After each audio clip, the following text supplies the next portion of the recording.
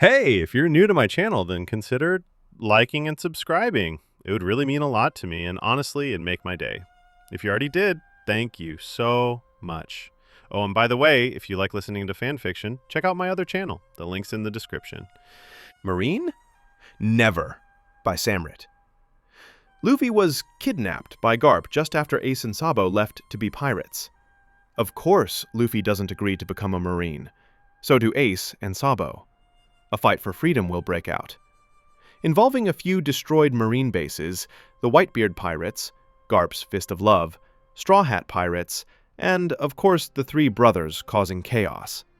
Luffy being a Marine? Never. Adios. Marine? Never. Chapter 15. Edward Newgate sat in his throne. 15 of his 16 division commanders stood before him. All had grim looks on their faces. The pirate captain especially kept an eye on his 2nd division commander. He seemed to be the most upset under them. He could understand why. All Newgate hoped for was that his son was not going to rush into reckless actions. After all, his blonde brother had come to him on an earlier base, telling him that he still feared that the raven-haired teen would run off on his own to hunt after the one that dared to betray them. We all took a head count of our divisions, including the 4th. Teach is the only one missing. Marco stated as he crossed his arms. I felt like he was planning something, but I didn't expect him to actually attack one of us over a mere devil fruit. You knew he was planning something? Vista questioned, slightly shocked as he stared at Marco, like everyone else. I didn't know, I just felt like ever since that kid was on board. Marco shrugged but then glared down at the ground. I should have kept a better eye on him. He was from my division. I should have been the one to notice something was wrong. Ace argued, looking like he wanted to slam his fist into something, anything. Ace, you couldn't have known. Izo answered. We knew him longer than you and we never saw anything wrong with him. Whitebeard quietly watched how his children argued to and fro. He clearly saw that Ace and Marco were the most driven ones to take the blame for what happened, causing the large man to shake his head. The pirate captain hammered with the end of his bacento down on the deck, causing his whole ship to shake and the commanders to quiet down. No one is to take blame. Teach was one of us. He was my son and your brother. He never acted up until the day Thatch came back with the devil fruit. From then on he felt the decision to leave our family. None of you could have known this was going to happen and none of you deserve to take the blame for it. If anyone is to blame, then it is me for not seeing my own child's intention. Whitebeard's words were met with loud protest of his children of how he of all people was the least to be blamed for Teach actions. It made him chuckle of how his children never once thought of giving him the blame, but at the same time it made him feel proud to see how much they respected him as their father and captain. But what are we going to do now? Kingdu finally asked as he crossed his arms, causing everyone to stop their protest. I will go and hunt Teach down. Ace stated, his hands fisted as he glared down at the ground. He was from my division. It's only natural that I will be the one to beat the crap out of him before I. Ace didn't continue what he was about to say as Marco hit him upside the head, stunning pretty much every present commander but not their captain, who couldn't help but look amused down at them. Didn't Sabo beat it into your head that you are not going anywhere? This caused the Raven to glare up at the Phoenix, rubbing his head because of the pain that Marco just had to use hockey to hit him. I like the idea of hunting him down, Haruta piped up as she held up her hand. But don't you think Thatch is the one who deserves the most to beat the crap out of Teach? I bet he would love to rip his head off once he is up again. Rikuyo thought out loud. He isn't one to hold a grudge long, but he does take it personally if someone hurts his pride. Add the fact that he was stabbed in the back and you have the perfect mix of how to cause our cook to be pissed off. Flamenco added, nodding.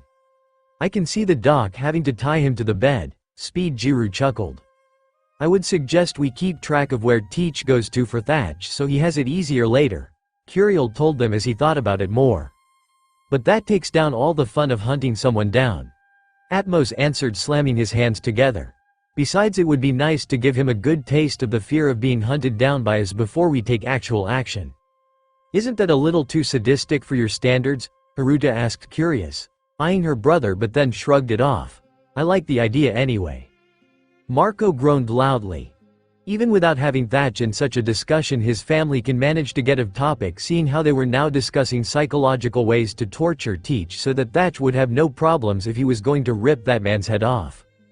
The 1st Division commander looked over at his father figure, saying with his eyes that he pleaded for him to stop whatever his siblings were planning, only to have the large man chuckle at their antics. "Shouldn't we first wait for Thatch to recover?" Jozu finally spoke up, causing everyone to look at him for quite a while. Jozu spoke. Ace suddenly cried out, surprised, earning him another hit on the head, this time by Namur. Jozu paled. Was it really that rare that he spoke up? Jozu has a point. I suggest we return to the New World for now until Thatch is better. After he recovered, we can go visit the little brother of this idiot and then go after Teach if Thatch wants to. Otherwise, I would say we give out the killing permission of Teach to all our allies, brothers and sisters. Marco spoke up, telling them his idea of what they should do, only to have them all stare blankly at him. Where is the psychology war against Teach? Only giving killing permission won't make him fear for his life, Haruta added, disappointed. Why aren't we going to visit Lu now? Dawn Island is peaceful, we can stay there till Thatch is better, Ace also argued. Marco let out a sigh. He should have known that would come. Well, about the psychology war, do whatever you guys want, I don't really care about that. But we can't stay here any longer, nor can we do that in the blue seas. We are the Whitebeard pirates, we attract attention. I don't know about you guys, but I would rather not get confronted by Marines every day when Thatch tries to recover in the medical wing. Whitebeard nodded, understanding. He saw that Marco's main focus was on having Thatch recover without any trouble. I believe Marco has the right idea, we are going to do that. We will deal with Teach once your brother has recovered.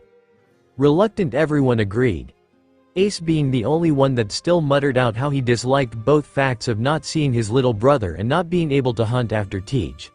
But Marco only patted the younger one's shoulder. See it that way, after all you guys told us about your little brother, it's better for Thatch to be at full health when he meets him. I guess you're right, the teen still muttered somewhat unwillingly as Marco only smiled at him. Garp, Garp. Stop right there, Kong yelled as he and Suru followed the enraged Vice Admiral out of his office. Garp did not listen to them as he kept on marching through the halls. Thankfully, no one of his subordinates was currently around to see what was happening. Garp, I order you to stop right there, Kong shouted once again. This time Garp stopped in his ways, slamming his fist against the wall next to him and successfully breaking it into pieces. What? He yelled loudly. You expect me to stay quiet? This is my family we talk about. My good-for-nothing son is bad enough, but are you trying to treat my grandchild the same way as him? Suru stayed quiet as she watched Garp yelling at Kong. Under normal criteria, she knew that Garp would never do that, but they had made the mistake of telling Garp about how Spandam told them that he was ordered by a Marine, but sadly enough Spandam didn't tell them by whom. All they knew now was that someone was playing a foul game behind their backs, and their suspicion on Admiral Akainu only grew. To top it, Kong just had to mention how low the child's chances of actually being truly accepted as Marine were. This was the last straw to trigger Garp's rage. Garp, I know you are angered by this, but getting him to join won't help him to be accepted.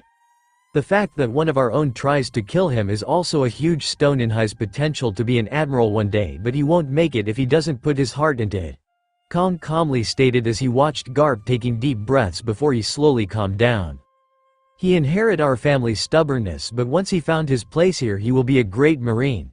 Garp muttered lowly, but Suru heard it that even Garp doubted his own words. Meanwhile, on the training grounds, you are getting better. But you need to learn to concentrate better, Zephyr said as he crossed his arms watching Luffy fight against one of his loyal students.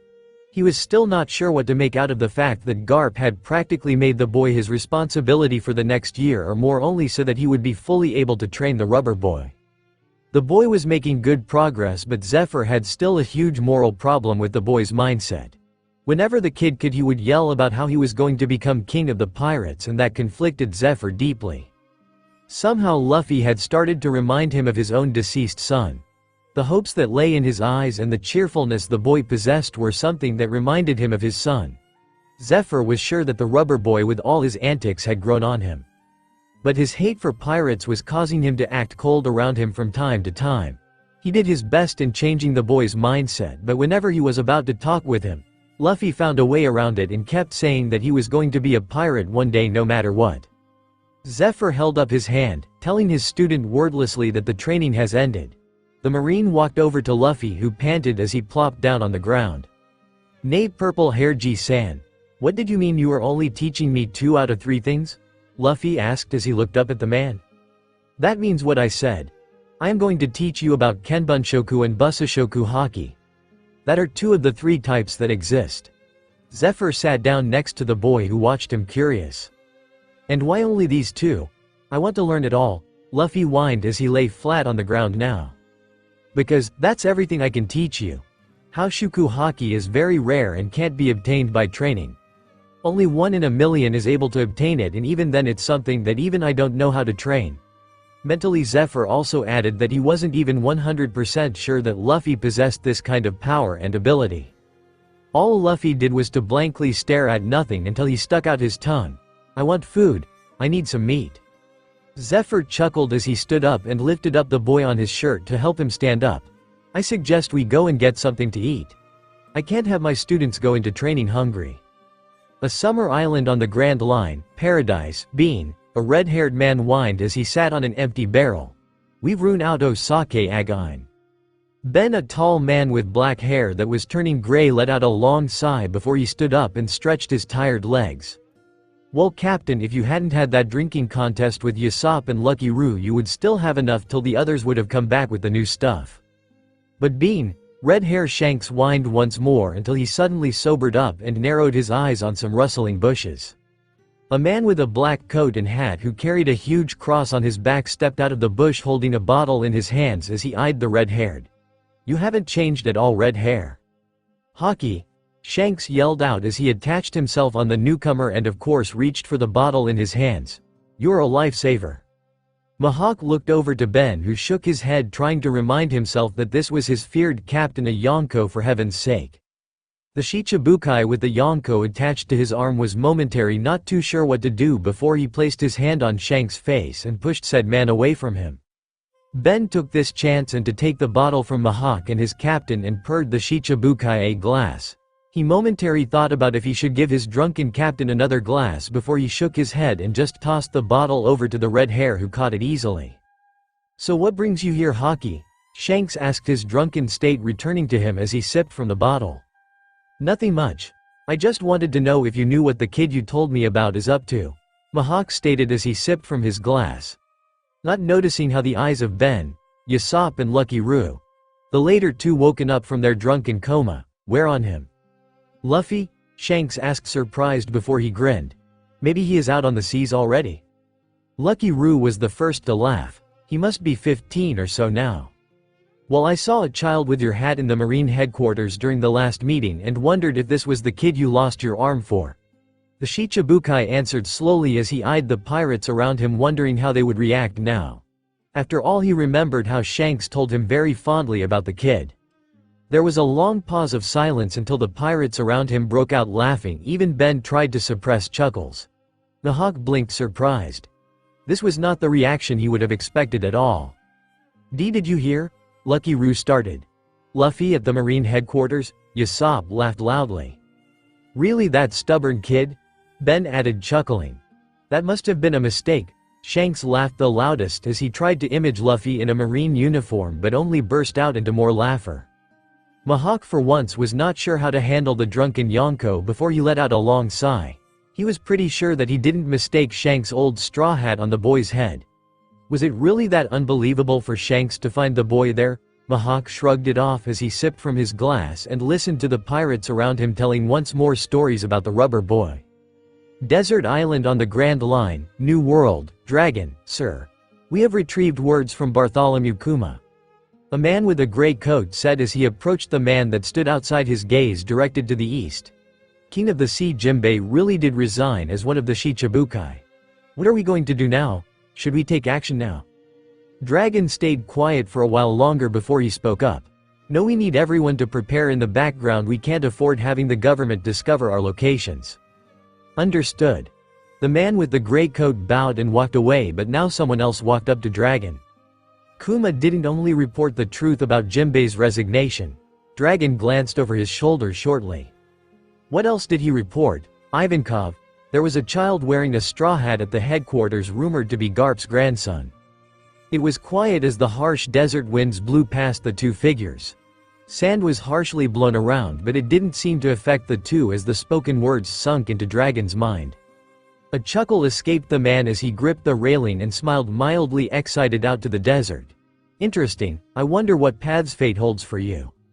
1.5 years later in the East Blue, Sabo, hurry, I can see Dawn Island now. Ace yelled excited as he rushed over to the railing and leaned slightly over it. Wow, I don't remember it to be so small, Sabo mentioned as he scratched his head. We are anchoring the Moby on the other side of the island that's less populated to prevent causing chaos, Marco said as he walked up to the two brothers. But that will make it harder to find the Hold Hag's house. It's in the middle of the mountain on the opposite, Ace argued back. Do you want the nobles here to call up an army of Marines to destroy your happy reunion? Marco asked, irritated.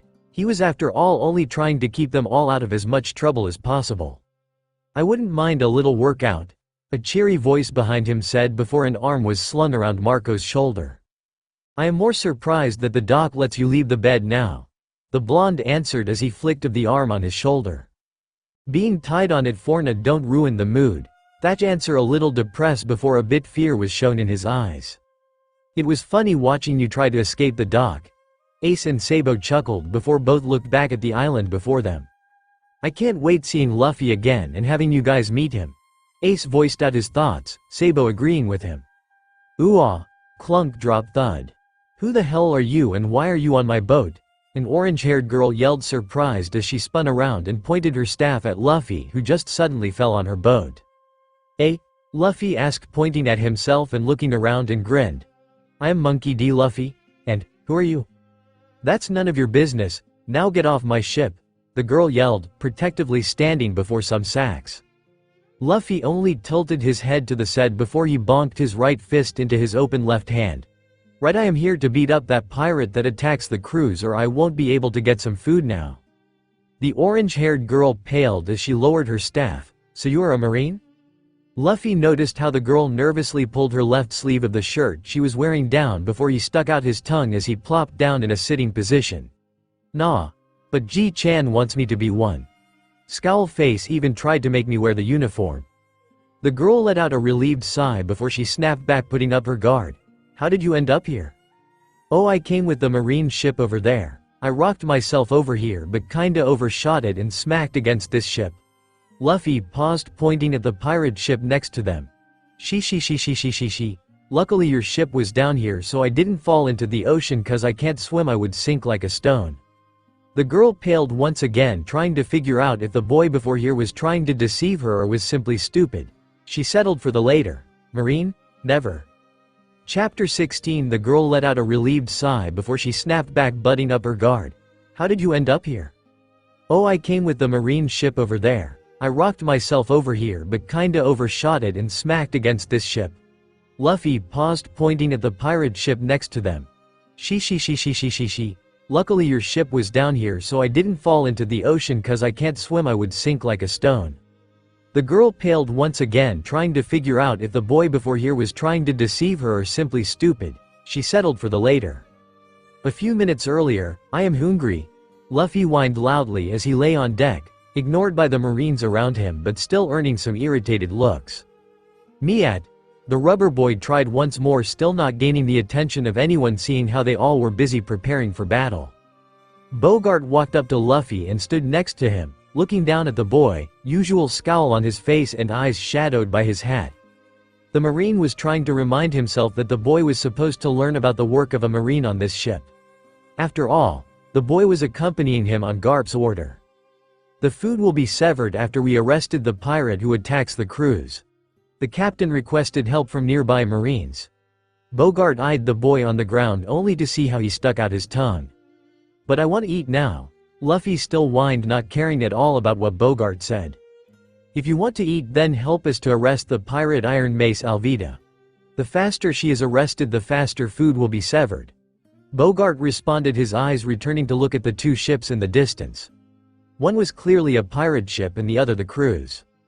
It was only a second later that Bogart regretted saying that, because Luffy had sprung up and stretched out his arms with the help of the railing of their ship. Got it? Beat up pirate equals get meat. Before Bogart could say anything, Luffy let his arms snap back to their original form and rocket himself over the railing to the two ships in the distance. The Marine let out a sigh as he watched the boy fly in fast speed to the ship and shook his head. Really, he should start to be more careful of what he says to the teen. Luffy on the other hand laughed loudly, enjoying his short fly before he started to panic as he saw that he flew past the cruise ship. Panicked, he tried to grab on something only to then smack against the outside of the pirate ship. Missing the chance to actually really grab on something, Luffy became victim of gravity. Which meant, he slid down the outside wall of the ship and dropped down in the direction of the ocean below him, only to land with a loud thud on a small boat, scaring the girl that prepared for her leave there. Present time, she, and that is how I landed here. Luffy laughed as he watched the girl stare at him. She really was convinced now that he was an idiot. Well, the pirates are there, she pointed at the cruise. So shoo, go there and leave me alone. Luffy tilted his head to the side, not moving from his spot. Are you part of their crew? Hell no. The girl screamed in his face, causing Luffy to at least plug one of his ears with his fingers. The girl on the other hand caught herself and coughed shortly. I mean, no, I am not. I am just a passing by adventurer looking for treasure. The rubber boy once again tilted his head in confusion. You don't look like one. You look like a pirate with that outfit. The girl's eye twitched as she stared annoyed back at the raven-haired boy. I am not a pirate. Luffy grinned now. You didn't say I am wrong. You're not an adventurer, Sue, what are you? The girl was near to smack Luffy upside the head with her staff, but she refrained from doing so. Fine, okay. I am not an adventurer. Happy now? The rubber boy nodded, grinning, still waiting for her to answer his question. Good. Now go and mind your own business. Luffy's grin dropped as she refused to tell him what she was. But I am minding my own business. I want to know who you are and what you are. The girl really was now considering to kick him off her boat and to just get away before one of the pirates would notice her. She was ready to do that as suddenly a shout reached the ears of the two. Boss, there is the girl that stole our gold. Crap, I am busted. The girl muttered as she stared fearful up at Alvida and her crew glaring down at her and pointing with pistols at them. You stole? So you are a thief? Luffy asked, completely oblivious to what was happening around them. The girl in return grabbed Luffy's vest and shook him as she pointed with one hand at the pistols and guns. There are other things to worry about, they are going to shoot us. Just as she finished, gunshots were heard. Scared, the girl kneeled down, protecting her head as best as she could, not taking notice how Luffy had positioned himself before her. She heard a few gasps but no scream nor wood cracking from the impact of the bullets. But she heard Luffy laughing. The girl blinked. Shouldn't at least one bullet hit her? Carefully she looked up only to see the raven stand before her, his arms pulled in as if he'd taken direct hits on his chest. The first thought that went through her mind was, why he took the bullets for her, not even knowing her. She also noticed that there was no blood on him. Then the girl watched him swing his arms out and puffing his chest up and grinning happily. That won't work on me, Luffy shouted, and suddenly all bullets that hit him flew back to where they came from, stunning everyone around him. What are you? The girl asked, stunned, as Luffy turned to her and pulled on his cheek. I told you, I am Monkey D. Luffy. A rubber man and future king of the pirates. Future king of the pirates. The girl watched how Luffy suddenly stretched his arm up to the railing of the cruise and rocketed himself on its deck. She was still stunned of what happened but decided to take this chance to get away. A devil fruit user, never thought I would meet one in the blue seas. A rather large woman voiced out, amused, as she placed her mace on her shoulder. A small boy with glasses and pinkish hair stood next to her. Fear was clearly written all over his face and his body shivered violently in fear. Kobe. Who is the most beautiful woman in the world? The woman asked loudly, a creepy smile on her face. It's you, Lady Alvida. The boy answered, cowering in fear as Alvida laughed. Luffy only tilted his head to the side, wondering what was happening. Nay, fat lady, are you the pirate attacking this ship? What did you say, Brad? Are you guys really sure we are taking the right way? I am pretty sure we passed that tree earlier. Thatch asked. Marco had long lost count of how often his friend had asked. The Phoenix was currently walking with 4 other commanders through the forest. Long had they lost sight of Ace and Sabo, as the two were the first to jump of the Moby and run into the forest, completely forgetting about the rest of them, who were now wandering through this forest in search for a village or the two. "Yes, Thatch, we know where we are going," Vista answered as he looked at the map once more. Marco was considering taking over, but then, he didn't want to deal with Thatch's endless questioning. How could Ace and Sabo spend their childhood in such a jungle? Izo complained, nearly tripping over a root. Well, it does explain why they sometimes run head-on into new islands to explore. Haruta thought out loud, admiring the huge trees of the forest. I would have loved as child to climb up such huge trees. I should have stayed on the ship with the others, yoi, Marco muttered lowly so that the others couldn't hear them. But then the phoenix remembered that he wanted to beat it in two brothers' head that they should not run off like that. Oi, Marco, can't you just fly around and look for a village or so? We should take a break and eat something, Thatch asked suddenly. Ma, as everyone looked at him. Thatch, I explained you earlier. We do not want to cause any chaos or panic here. Image what a flaming bird appearing out of nowhere would cause here, yoi. Thatch only stared blankly at him for a while longer. So, we will just explain it to them later that we are peaceful now. Go fly, little birdie. Marco's eye twitched as Izo, Haruta and Vista sniggered from Thatch's words. But even so, he did what Thatch suggested, of course not before sending a short glare in his direction. Once Marco was up high in the sky, he looked around the island and promptly found a small village. It was surrounded by a few windmills and looked very peaceful. Deciding that it was a good place to stop by, he flew back to the others and told them about it. It was then minutes later that they found themselves entering the village. It was a nice one. Everything seemed to be very peaceful and the villagers seemed like they had anything against strangers walking around until TTTT, that mark on your CC chest? One villager suddenly asked, pointing at Marco. Isn't that? The commanders looked confused at the villager. Haruta was the first one to walk over to him. Sir, are you okay? She asked carefully, not wanting to scare the poor man even more as he already was. Pirates! The man suddenly screamed and ran away. The Whitebeard pirates. Blinking in surprise, the five commanders stood there as every villager around them took off running, only to come back later in a small mob of people with one old man standing before them. I am the mayor of this Fuchsia village. Please spare our peaceful place. If it's money you want, we will pay up everything, just leave this village alone. Stunned, the five didn't know what to answer at first. Oi, we don't want anything really. Vista was the first to say something, holding up his hands in a sign of peace. Seriously, that was a sudden change, Thatch whispered over to Izo. I am sorry that we scared your village, sir. We are just here to take a short stop. We are currently looking for two of our friends that run off. Marco tried to explain. If you know a place we can eat and drink something, we would be very grateful. After that we will be back on our way again. The mayor eyed them for a moment. Marco guessed that he was thinking about if they were trustworthy or not.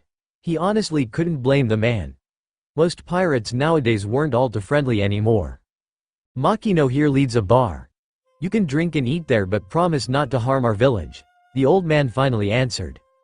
Thatch nodded happily and placed his hand on his chest, causing Vista, Izo and Haruta to snigger lightly. I swear that we won't harm your village. Marco only let out a sigh but nodded to the older man as a sign of understanding. The old man, on the other hand, was giving Thatch a glare as he walked away, complaining loudly that this was why he disliked pirates. The crowd before them disappeared as the people went back to their daily routine. Only a woman with long greenish hair stood before them, smiling.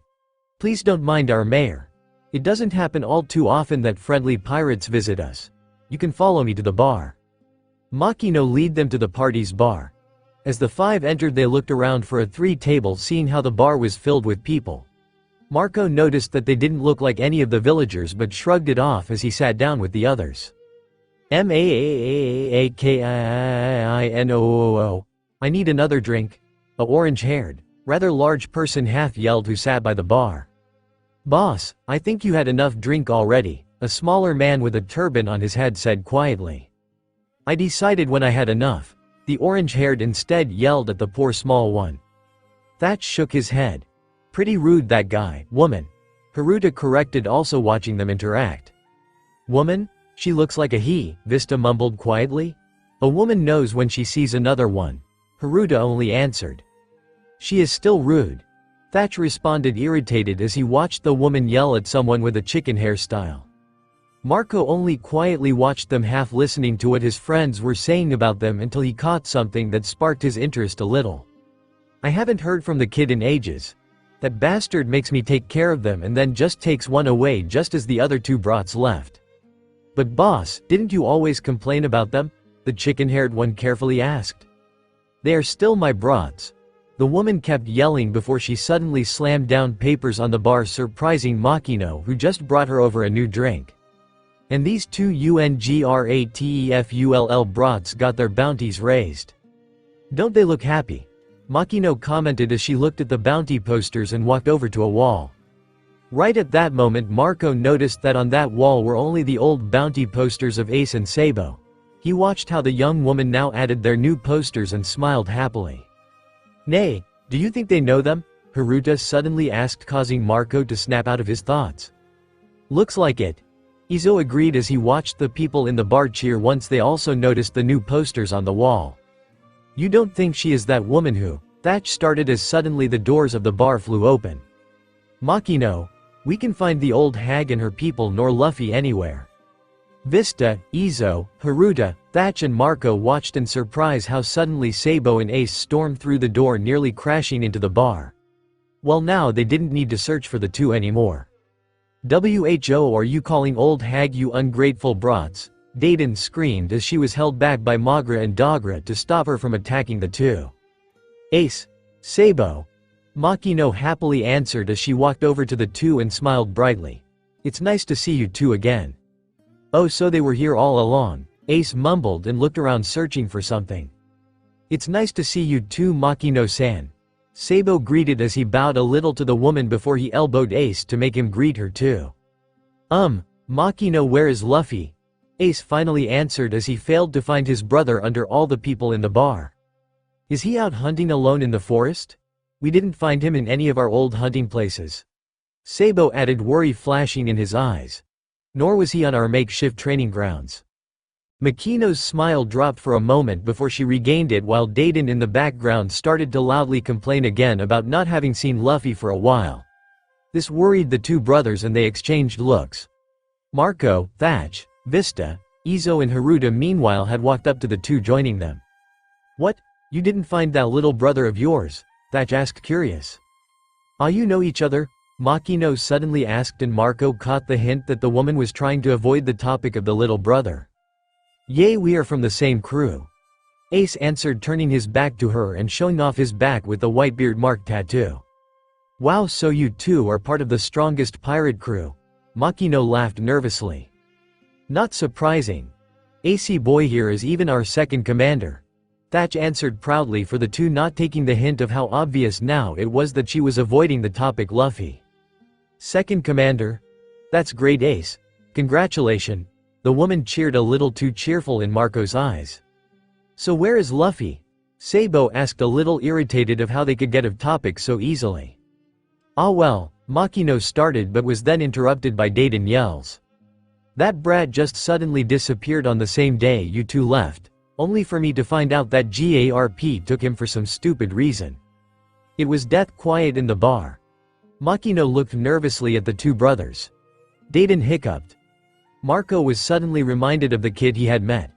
Thatch looked confused for a moment before his expression turned to horrify. Vista, Izo and Haruta watched the two brothers, anxious, waiting for their reaction. Ace and Sabo took their time to progress what Dayton, their foster mother, had said. "Slowly there, me Luffy disappeared on the day we left. She found out Garp took him. The old geezer took him. The crazy old geezer took him. The crazy old violent geezer took him?" "He did what?" The two suddenly yelled loudly, panic written all over their face. "Gumo Gumo no Basooka." Luffy watched how Alvida flew away, turning into a star in the distance. He laughed happily before he remembered something and walked over to the railing. "Nay, you still haven't told me your nah." Confused, the rubber boy looked down at the empty stop between the two ships, wondering where the little boat that had been there before had disappeared to. Confused, he looked around only to find the girl and her boat nowhere. "Ah, I wanted to ask her to join me. She was funny," Luffy mumbled as he plopped down on deck, his legs crossed. "Maybe I will meet her soon again?" Why, you really did it," Kobe stuttered, surprised as he sat on his knees next to Luffy. Dee, do you think I can become a marine if I am as strong as you? The rubber boy only stared at him blankly. Why would you want to be a marine? It's my dream. Kobe tried to explain more why he wanted to become a marine, but Luffy was already talking again. She. Then fight for your dream. Nothing is impossible. Except for me ever become a marine. I am the future king of the pirates. Before Kobe got the chance to say something, the two were interrupted by a third person. Do you have any idea what you just did, boy? Luffy looked up from his sitting position only to face Bogart. Getting myself meat? Luffy asked innocently back.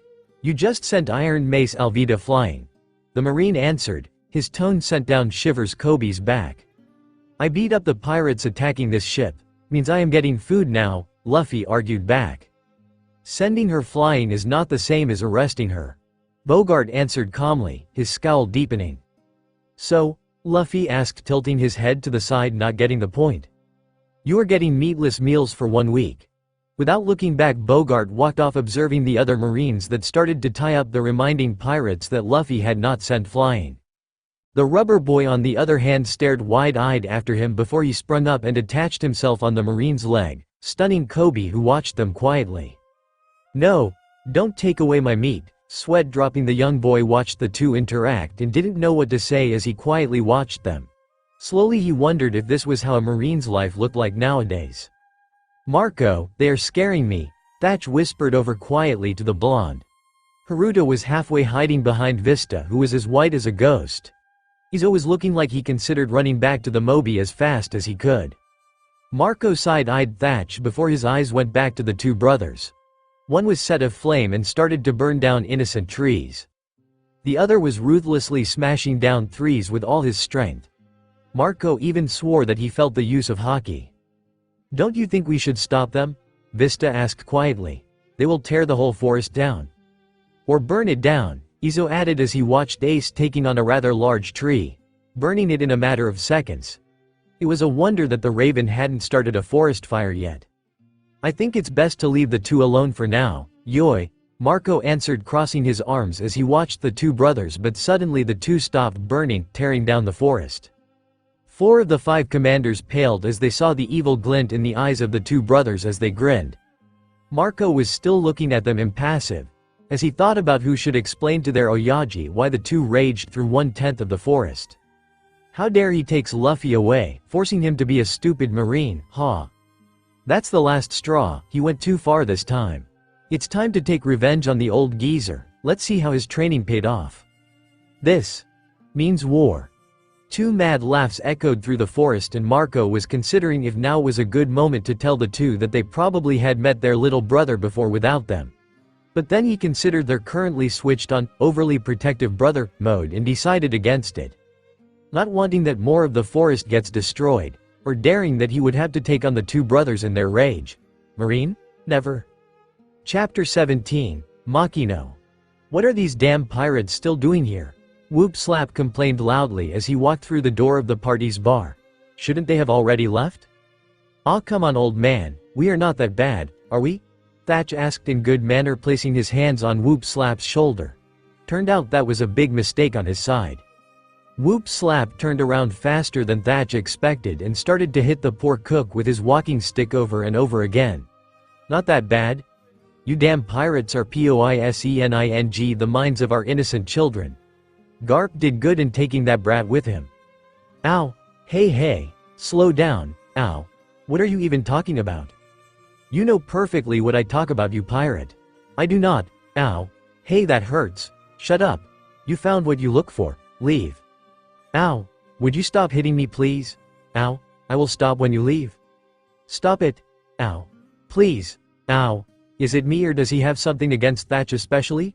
Haruto asked, turning back to Makino and ignoring the cries of pain from Thatch and the complaining coming from Whoop Slap. Looks more like he has something against pirates in general. Vista added, drinking from his sake. Makino only giggled as she gave Marco a new bottle. Don't mind it, please. Mayor-san is still sore about the fact that Shanks made Luffy want to become a pirate. Shanks as in red hair Shanks, Yoi? Marco asked, interested before he sipped from the bottle. Oh yes. Makino smiled. He spent a year here and inspired Luffy to become a pirate. What about Ace and Sabo? Haruta asked curious. Who made them want to be pirates? I don't know that. But they were as determined as Luffy to become one when they were little. Makino smiled, remembering all the times when she had visited how the three swore to be pirates and even fought over who would be captain. It was cute watching them argue about who would be captain on their ship. I would have liked to see that. Haruta agreed until she looked around curious. By the way, where are these two? Do they still plot plans and rage in the forest, Marco? The phoenix in question smiled as he sipped from his bottle. Of course not. I didn't knock them out. Tie Ace on the dock so that he hangs halfway in the water and hung Sabo tied up from a tree to stop them raging. It's not like they take forever to calm down, yoi. Everyone hearing this sweat dropped, even mentally swearing to never make Marco upset. But that at least explained why they haven't heard the two raging for a while now. They had kept watching those plotting plans in the burned and tore down forest part until they grew tired of it and returned back to the bar. Izo being the one that went off to inform Whitebeard of the Resent discovery. Marco expected from Makino to frown upon hearing what he did to the two, but only found her to lightly giggle. Questioning, he looked at the woman, who then smiled at him. These two were always protective of Luffy. At one point it turned to an overly protectiveness. He was a clumsy child and they always had to make sure he was fine. Sue, they have a little brother complex? Haruta asked, her eyes sparkling a little because of the fact that she was finding out things about the brothers they didn't tell them. Well, you could say it is one. There was that day they freaked out because Luffy had caught a cold.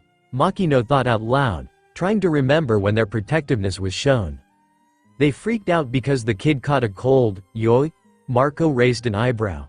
He never thought that the two boys that were ready to take on anything would freak out because their little brother caught a cold. Well, that was during the time they returned to living in their three houses.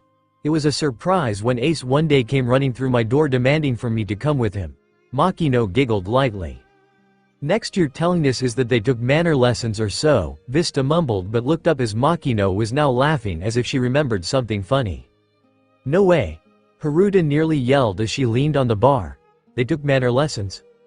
Well, not all of them, but Ace did. It took over a year to get him halfway on Sabo's level. Makino giggled once more, remembering how much trouble Ace already had with asking someone politely for his name. Well, looks like we have to remind him of these lessons. Marco chuckled as Vista and Haruta side-eyed him, already seeing that their first division commander was going to use that piece of information as a future punishment. Say, Miss Makino, could you tell us more about our two friends, yoi? Vista and Haruta shivered at the sly tone the blonde was using. They looked at each other and agreed on never letting the blonde meet anyone from their lives before they joined the Whitebeard pirates.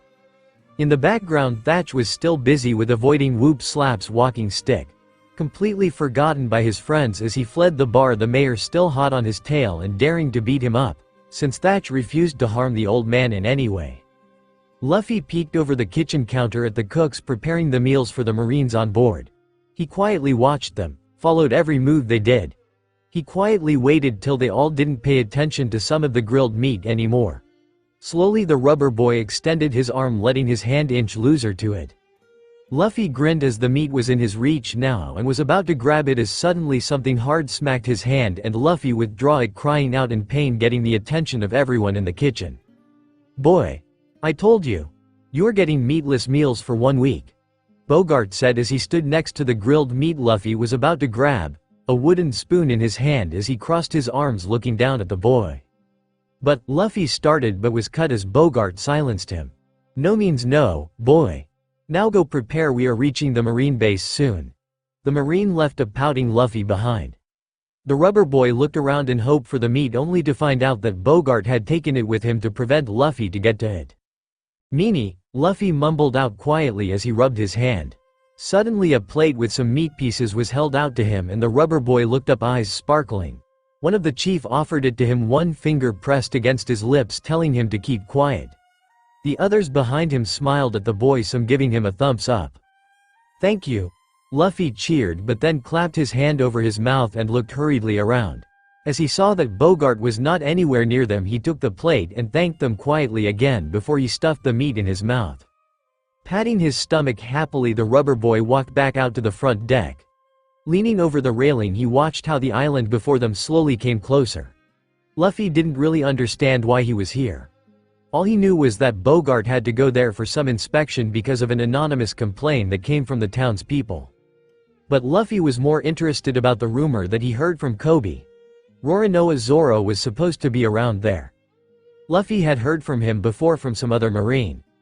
But all he heard was that Zoro was supposed to be some kind of monster. Luffy didn't really believe that. The raven-haired never liked it when words like monster, demon or even devil were used to describe someone. Most of his bad memories connect with these words and he really disliked them. But there was something he learned from them. The rubber boy knew that he couldn't trust these descriptions and he was determined to find it out himself how Zoro really was. Later that day Luffy found himself with Bogart before the marine base. Curiously Luffy looked around a little but was then pulled back on his collar by Bogart. Pouting, the rubber boy looked away and noticed a small girl sneaking around.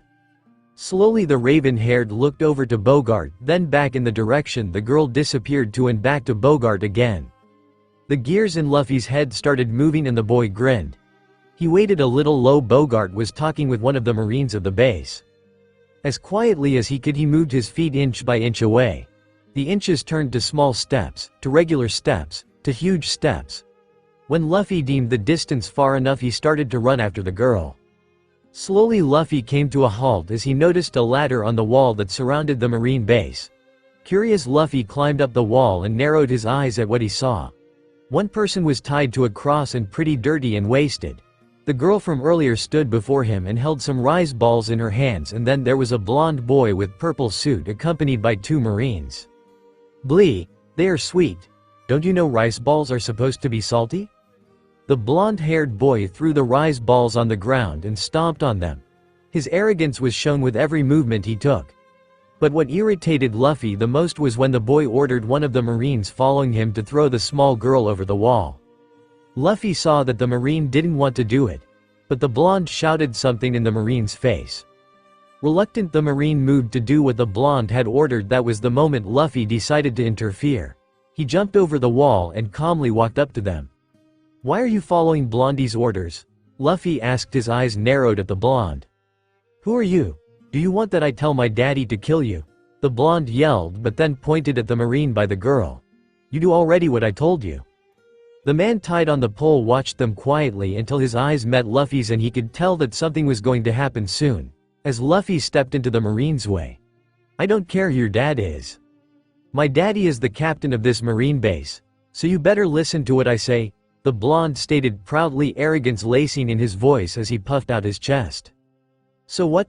Luffy questioned, confused. "That means I can have you executed if I want to," the blonde yelled. "Try doing something with your own power," Luffy simply stated and grinned as he saw the tied-up man chuckle a little. The girl and the 2 marines looked a little lost to and fro between Luffy and the blonde. "Luffy, what is going on here?" Bogart asked as he walked up to the group, causing the blonde to turn around in surprise and the marines to salute in respect. "He started it, I didn't do anything," Luffy instantly said as he pointed at the blonde boy. Bogart sighed as he crossed his arms but then looked at the small girl behind Luffy. "Girl, what are you still doing here? Go home." Unsure, the girl looked over to the tied-up person, then to Luffy before she finally hurried to leave the place. Luffy placed his hands behind his head as he grinned happily that the girl could leave safely. "Nay, what is with him?" Luffy asked, pointing over at the tied-up person. "Can't he leave too?" "I don't need your pity. I can survive the month." The man suddenly spoke up and the rubber boy eyed him curiously. Bogart also looked at him shortly and then over at the blonde. "Helmeppo, son of Captain Morgan, correct?" The blonde, Helmeppo, nodded shortly and Bogart continued. "Care to explain his situation?" Well, Helmeppo struggled with what to say. "Let's go to my dad, he can explain better why Roronoa Zoro is tied up here." Luffy's ears peaked up as he curiously eyed the tied-up man he now knew was Roronoa Zoro as he quietly followed Bogart and Helmeppo out of the court, but not without making one last time eye contact with Zoro. "Psst, Ace, Ace, Ace, wake up!" Sabo now yelled at his brother, who slowly opened his eyes tiredly. "Don't yell at me, Sabo. I had a really bad dream," Ace mumbled quietly. "The old geezer has kidnapped Lou. and was now forcing him to be some stupid marine. That wasn't a dream, Sabo stated, and Ace was now fully awake again. What are we? Sabo clapped his hands over Ace's mouth in panic as he looked around, searching through the area with his eyes. Be quiet, or do you want Marco to tie us up again? Sabo yelled in Ace's face, before he slowly removed his hands. Then he pulled out a map and laid it out on ground. What's that? Ace asked as he looked at it. A map, Sabo stated, sweat dropping. That's not what I meant. The Raven glared shortly at his brother before he pointed at a X marked point on the map. That is what I meant. That is an X mark, Sabo stated once more, this time more in a teasing manner as Ace gave him the no shit Sherlock look. Okay. That's the location of the old geezer's base. I tried gathering some information, which was not easy, no thanks to Marco, and found out that the crazy old man most likely took Luffy there, the blonde explained. So we are going there and free our little idiot brother? Ace questioned. Well, once we are there we need a good plan. We can't just face off the crazy man, but basically, yes. Sabo nodded as he crossed his arms. Both didn't notice how Marco, Thatch, Haruta and Vista stood behind them listening in to their plans. Marco shook his head. As he found the two spots where he had left the two empty, he had slightly hoped that they had calmed down, but as it was, the two were still planning. Don't you think it will end up bad if you try freeing your little brother from Garp? Thatch asked as he sat down next to Ace. It's the base of a vice admiral, that's no easy game to play. Well, we would find a way to sneak it. We just need a plan to get past the geezer. Sabo thought out loud. The Marines won't be a big problem, but he surely will be one. Ace agreed before he smirked. But only if he finds out. You two are crazy. You don't think we will let you guys do that alone, do y'all? Vista laughed as he and Haruta also sat down next to the brothers. How about we disguise you? Haruta mentioned as she looked at the map. I have thought about that. But we need to get a blueprint of his base first, Sabo added. Marco's eyes started to twitch as the five before him started to plot a plan together now. His patency was growing thin and finally he snapped, knocking each of them at least once on the head. Ow! Marco, what was that for? The five chorused but were instantly silenced when they saw the phoenix glaring at them. Are you freaking insane? The blonde complained. Do you have any idea what will happen if we let these two go through with their plans? Well, Vista started but was cut off. Do you even think Pops will let you go through with this? For heaven's sake. Vista, Haruta. I at least thought that you two were smarter than these three. Thatch, Sabo and Ace exchanged looks, not really knowing if they should feel insulted or not, while Haruta and Vista scratched their heads nervously. Oh come on Marco. You would do the same if it had been one of us, right? We are family. So their little brother means that he is basically our little brother too. Thatch tried to argue back, not sure if it worked as Marco was still glaring at them. We can't just leave Lou there, Ace said, irritated as he crossed his arms.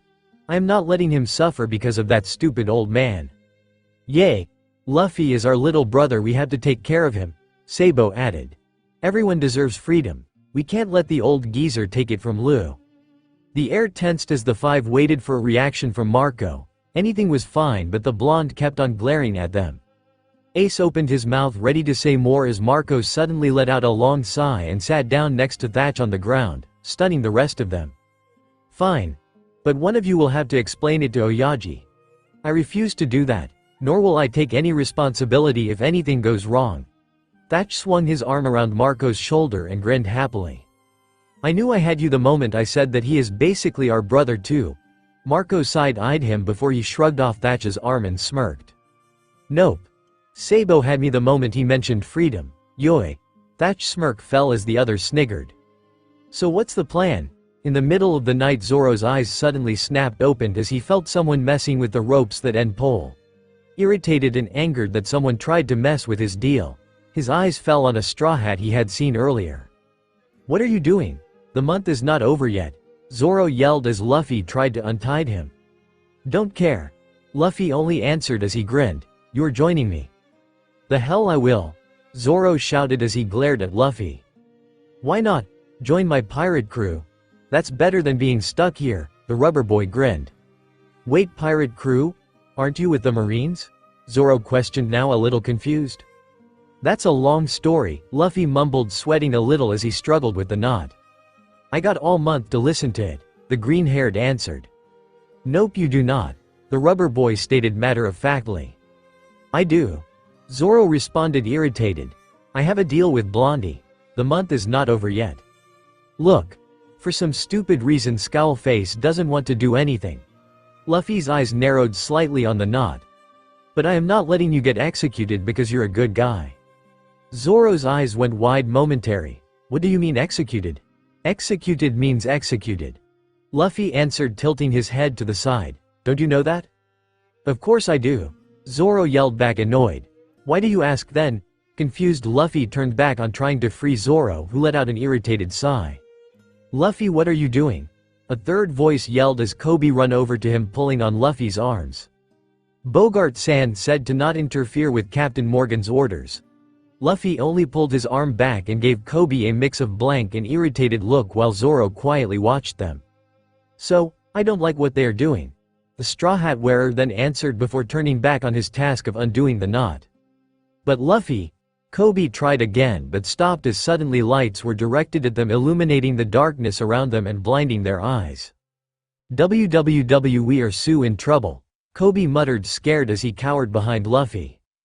"Does that mean I won't get any meat for more than only a week?" Luffy asked, confused, shielding his eyes from the light. "Why do you even care about meat right now?" Zoro yelled, staring at Luffy, irritated, his eye twitching. "Marine, never." Chapter 18. Are you too aware of what happens to people that act against my orders? Captain Morgan's voice boomed over the court. They get meatless meals for years? Luffy asked, horrified, his eyes widening. Zoro and Kobe only looked at Luffy as if he had grown a second head. Zoro was trying to see if maybe Luffy had said that to make fun of Morgan, but sadly, the look in his eyes told that the rubber head was death serious. "You brat! Are you making fun of me?" Morgan shouted, anger visible in his eyes. "They're getting executed." I believe that he is serious about not getting meat for a while. Morgan turned around fast, anger flaring in his eyes because someone dared to give back talk. He came face to face with Bogart, who stood behind him, his arms crossed. Compared to Morgan, Bogart seemed a little small, but that didn't scratch at all on the authority that lay in the air around him. They entered the court. "So they will get executed," Captain Morgan yelled loudly, motioning for his men to point their guns at Luffy and Kobe. "They are not getting executed," Bogart calmly answered as he walked past Morgan over to Luffy, pushing a few guns out of his way. The rubber boy watched him confused while Kobe let out a relieved sigh before he gulped, seeing Bogart was staring at them even with his eyes being shadowed.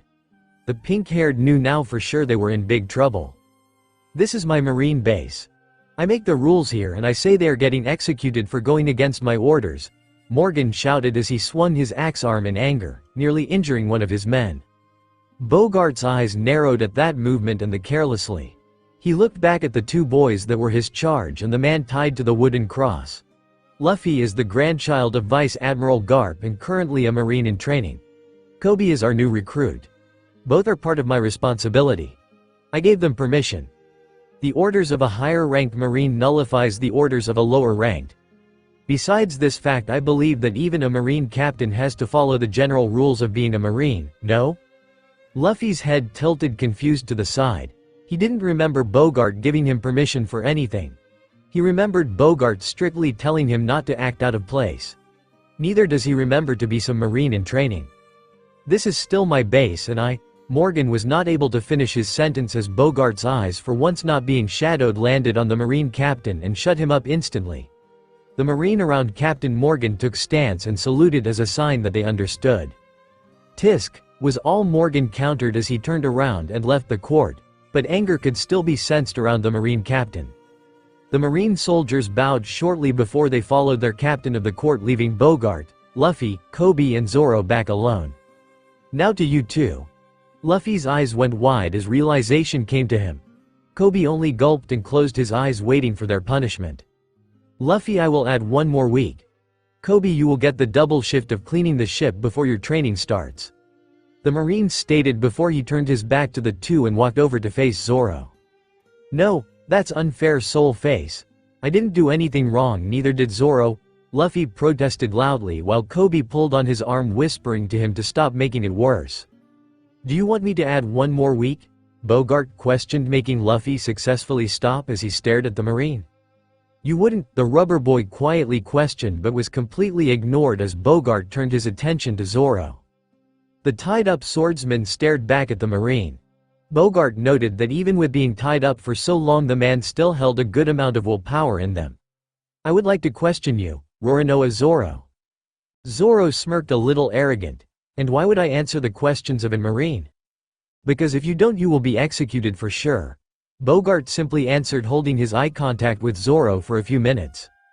Luffy looked confused at the two as he plopped down on the ground. Zoro will be joining my crew, scowl face. Zoro snorted at Luffy's outburst, like I would join an idiot. Roronoa Zoro. I heard Captain Morgan's version, I heard his son's version, and I heard the townspeople version. All I want to hear from you now is your view of the incident that let you end up here. Bogart spoke as he crossed his arms, his scowl deepening. The Marine was sure that something was wrong here, but he needed more information and more proof. Zoro laughed humorless. I am only keeping my word, that's all I am doing. It's only in your best interest to tell what happened, Bogart responded, not backing down. Tisk. Zoro looked over at Luffy, who sat grinning on the ground as if he knew something they all didn't. Zoro didn't know what it was, but something told him that he could trust these people, even if one or two of them were Marines for sure. Fine. I will tell you. She. I knew he is a good guy, Luffy laughed loudly. You are so going to join my pirate crew? Boss, I don't think this is a good idea, Magra whispered quietly as he hid behind a bush with Daiden and Dagra. Shut up. My brats are part of his crew, I have every right to be here, Daiden yelled back. Her words were strong-willed, but the fact that she was hiding behind the bush staring at the large ship before them seemed to say different. Boss, don't you think it will be fine? Ace and Sabo are all right, Dagra slowly said as he hugged his book close to him. Che, I am the one to decide this, Daiden countered, and if I want to have a talk with their captain, then I will have one. True to her word, Curly Daiden stood up from behind the bush, exposing herself to the pirates as she stepped forward. What they didn't know was that the pirates already knew she was there and expected her to come out sooner or later. Oi, Whitebeard, I want to have a talk with you, Daiden yelled loudly. No fear was shown on her, but Magra and Dagra cowered behind her. Oi, come out already, Daiden shouted again as no one answered her call. Finally, after what seemed like forever for Daiden, a shadow was seen on the railing on the ship. Then the shadow grew larger and finally Whitebeard stood there in his full height. The bandit's knees trembled as she took in his large form. Momentary, she started to doubt her idea of talking to a Yonko that was the captain of her boys and their so-called Oyaji. Oi, her voice grew weaker, but then Daiden shook her head, staring up at the pirate before her. You took in my brats? Are you treating them well? The pirate captain chuckled as her words reached his ears. He remembered when Ace and Sabo told them a little about their childhood with Luffy. He remembered them mentioning this woman as their foster mother, and he remembered that they said that even if she didn't seem like it or didn't even act like that, she truly cares for them. Izo, bring her to my room. I want to have a talk with this woman. Whitebeard answered as he turned away and walked back to his room. He chuckled lightly as he heard Daiden's yells as she thought that he ignored her. A few minutes later, Whitebeard sat together with that woman in his room. The woman trembled before him and he saw her uncertainly looking around as if she was searching for the best escape route. You have nothing to fear, Curly Daiden. His voice boomed in the room and Daiden had trouble keeping herself together on her seat. So you wanted to talk about your brats? Whitebeard's eyes sparkled in amusement as he saw Daiden flinch lightly before she relaxed again. My brats can be annoying, a lot of trouble and good for nothing.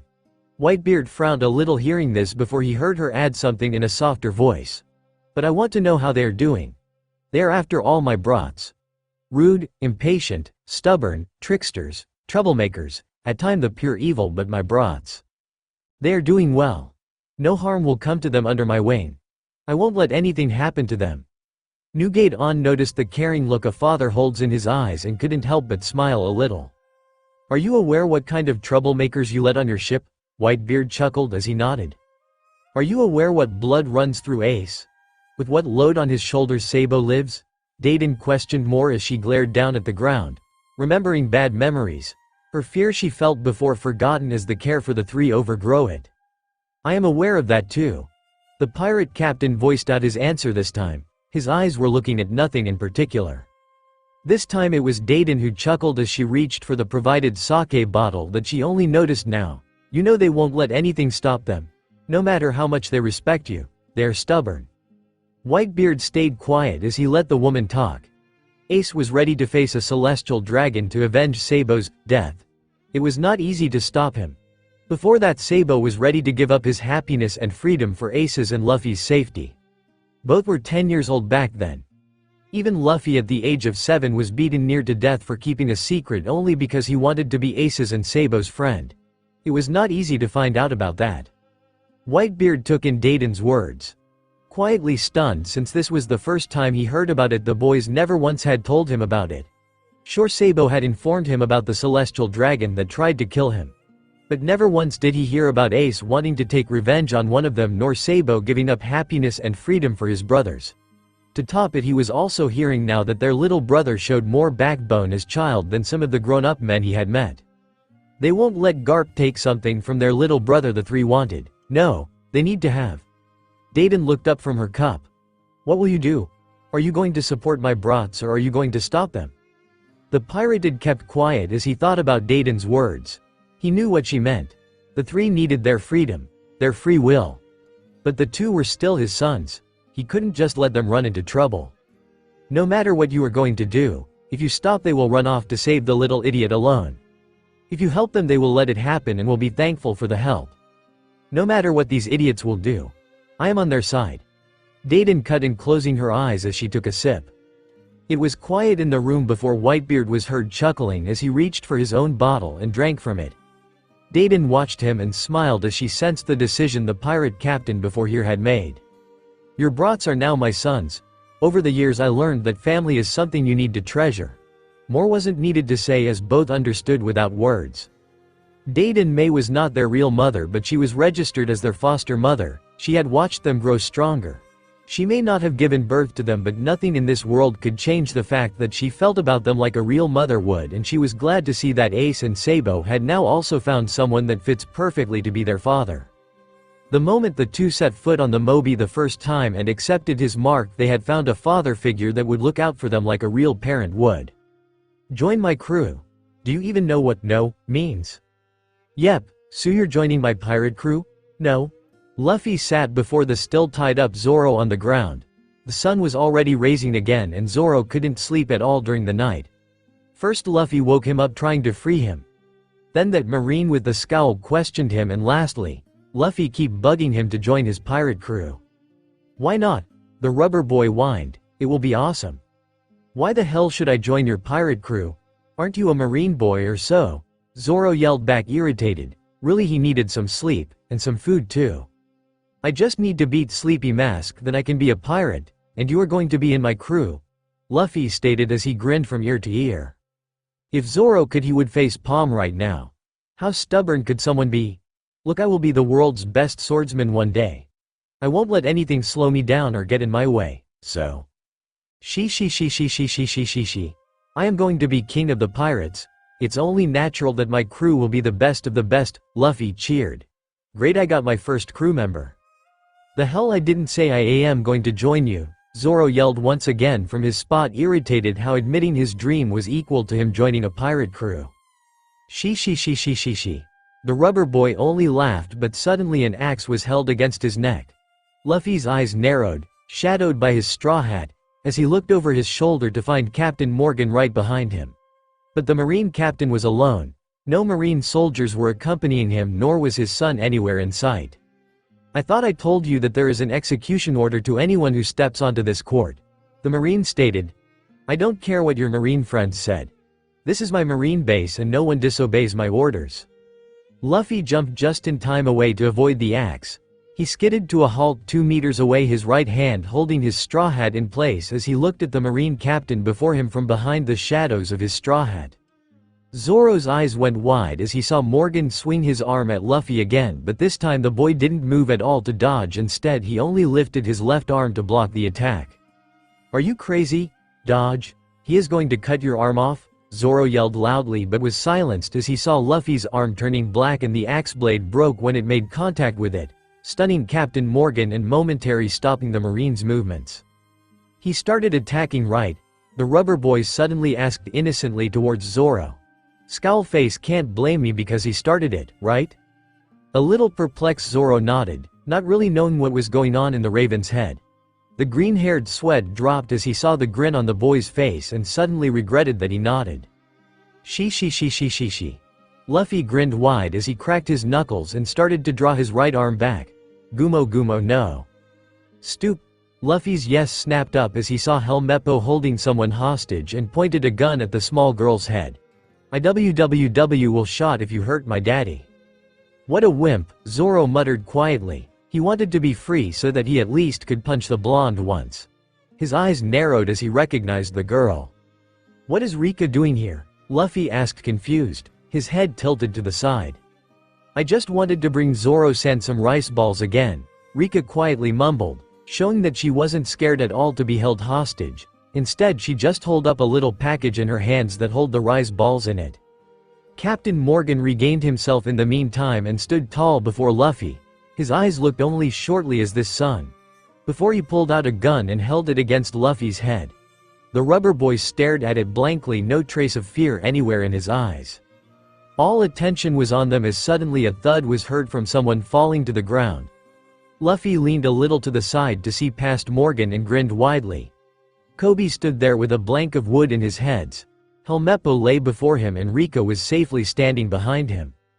Kobe had sneaked up to the blonde and boldly knocked him out by hitting him on the head with the wood he had found.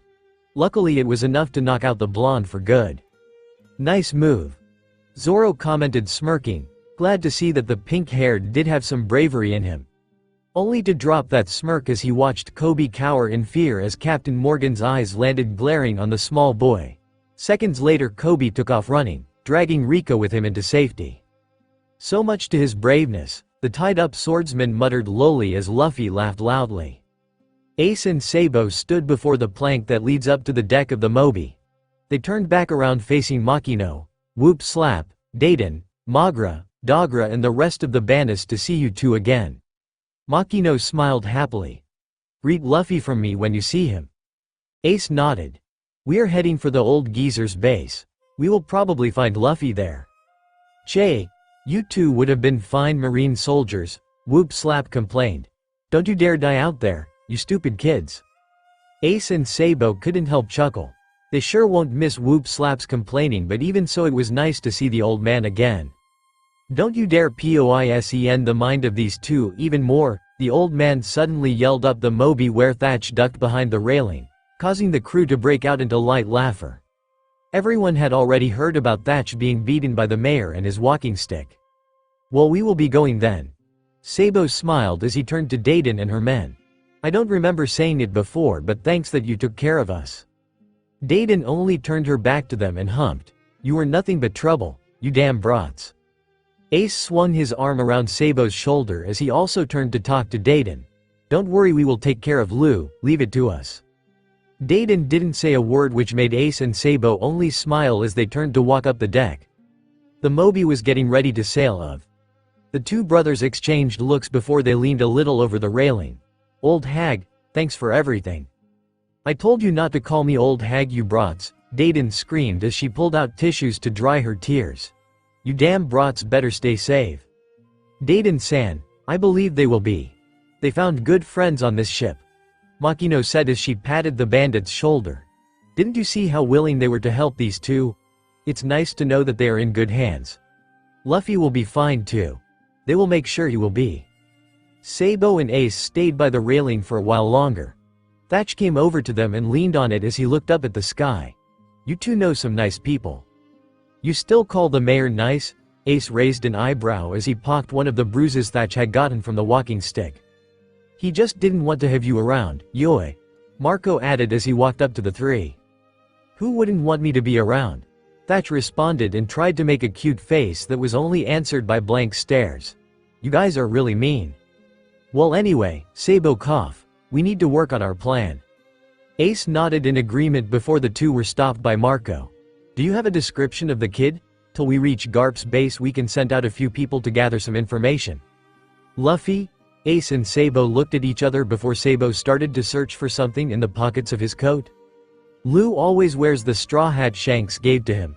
Sandals. Last I remember he started to favor red vests and blue trousers. Ace thought out loud while trying to describe his little brother. He is pretty slim too, even when he tries to build up some muscles. Finally Sabo found what he was looking for and held it out to Marco. Here, this is a picture Makino took before we left the Dawn Island. Marco stared at the picture that showed the three brothers, Ace and Sabo, and their arms swung around the shoulders of a small boy that stood in the middle of them grinning widely. To Marco's dismay, he found out that his suspicion was right, as he recognized the boy being the same one that was on their ship a year ago. Before he could voice it out, someone snatched the photo out of Sabo's hand. That someone was Haruta. Aw, isn't that a cute boy? Hey, give that back, Sabo complained as he went after Haruta, but the woman suddenly stopped as she looked at the picture longer. Her eyebrows furrowed and Ace gave her a questioning look. Something wrong with the picture?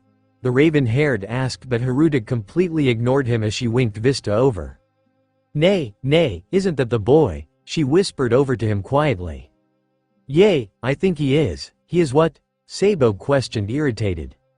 If you have to say something about our brother, says it out loud, Ace added, crossing his arms.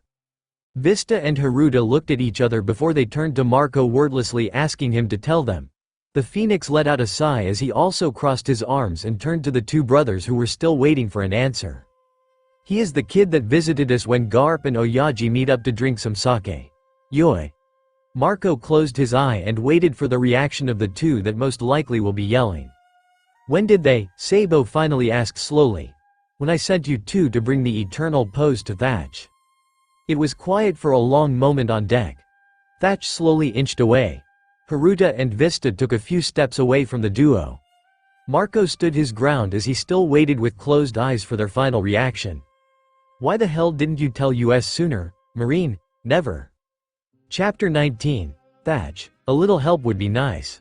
I don't want to get in the line of fire, literally, Thatch slowly answered as he watched Haruta barely dodging Ace's fire that wasn't even aimed for her. The cook scratched his head as he watched the chaos on deck. Normally he, Ace and Sabo were to once be encased around for some stupid prank they pulled. It was quite the sight for Thatch for once not to be the one, and yet he felt at least a little like he should do something to stop it, but only a little. Answer the damn question, Marco. Ace's yell echoed and Thatch turned just in time to see Marco fly away in his phoenix form, dodging a pretty huge fireball that even without touching scorched the hair of the ones under it. Marco made a circle turn and then dived into Ace's direction.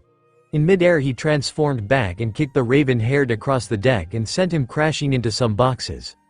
The blonde rubbed his eyes and let out a long sigh as he stood still, observing the damage done to the Moby. And you guys asked why I didn't tell you sooner? This is not the time for you to complain, Vista yelled over. He had all hands full with blocking Sabo's attack. He didn't want to end up as a punching bag like some others had already. Other than his raven-haired brother, the blonde metal pipe user didn't try to beat answers out of Marco. No, he decided to go for everyone else that had been on the ship that time and beat the crap out of them for answers. If you have time to yell, you can also answer my questions. Sabo spoke slowly as he momentarily stopped in his attacks but then crouched and aimed for Vista's legs. Vista used that moment to jump as far away as he could. If you two would stop going crazy, then we could, Haruta yelled as she tried to knock Sabo down from behind, but the blonde sidestepped her and she skillfully rolled over the ground shortly, ending up next to Vista. We are not going crazy, Ace simply stated, before he ran at Marco, ending up in a combat fist fight with him. Both sides powered by fire. Thought Ace was the only one who also accidentally burned crew members that tried to put out the fire around them and obviously failed. You call this not going crazy? Izo asked in disbelief, pointing around him to knocked out crew members and slightly burned parts of the ship. Sabo blinked for a moment, stopping in his attack with his pipe only being inches away from Vista's face, and scratched his head. Maybe we did overdo it. Maybe? Vista questioned a little in disbelief, his eyes fixed on the pipe right in front of him.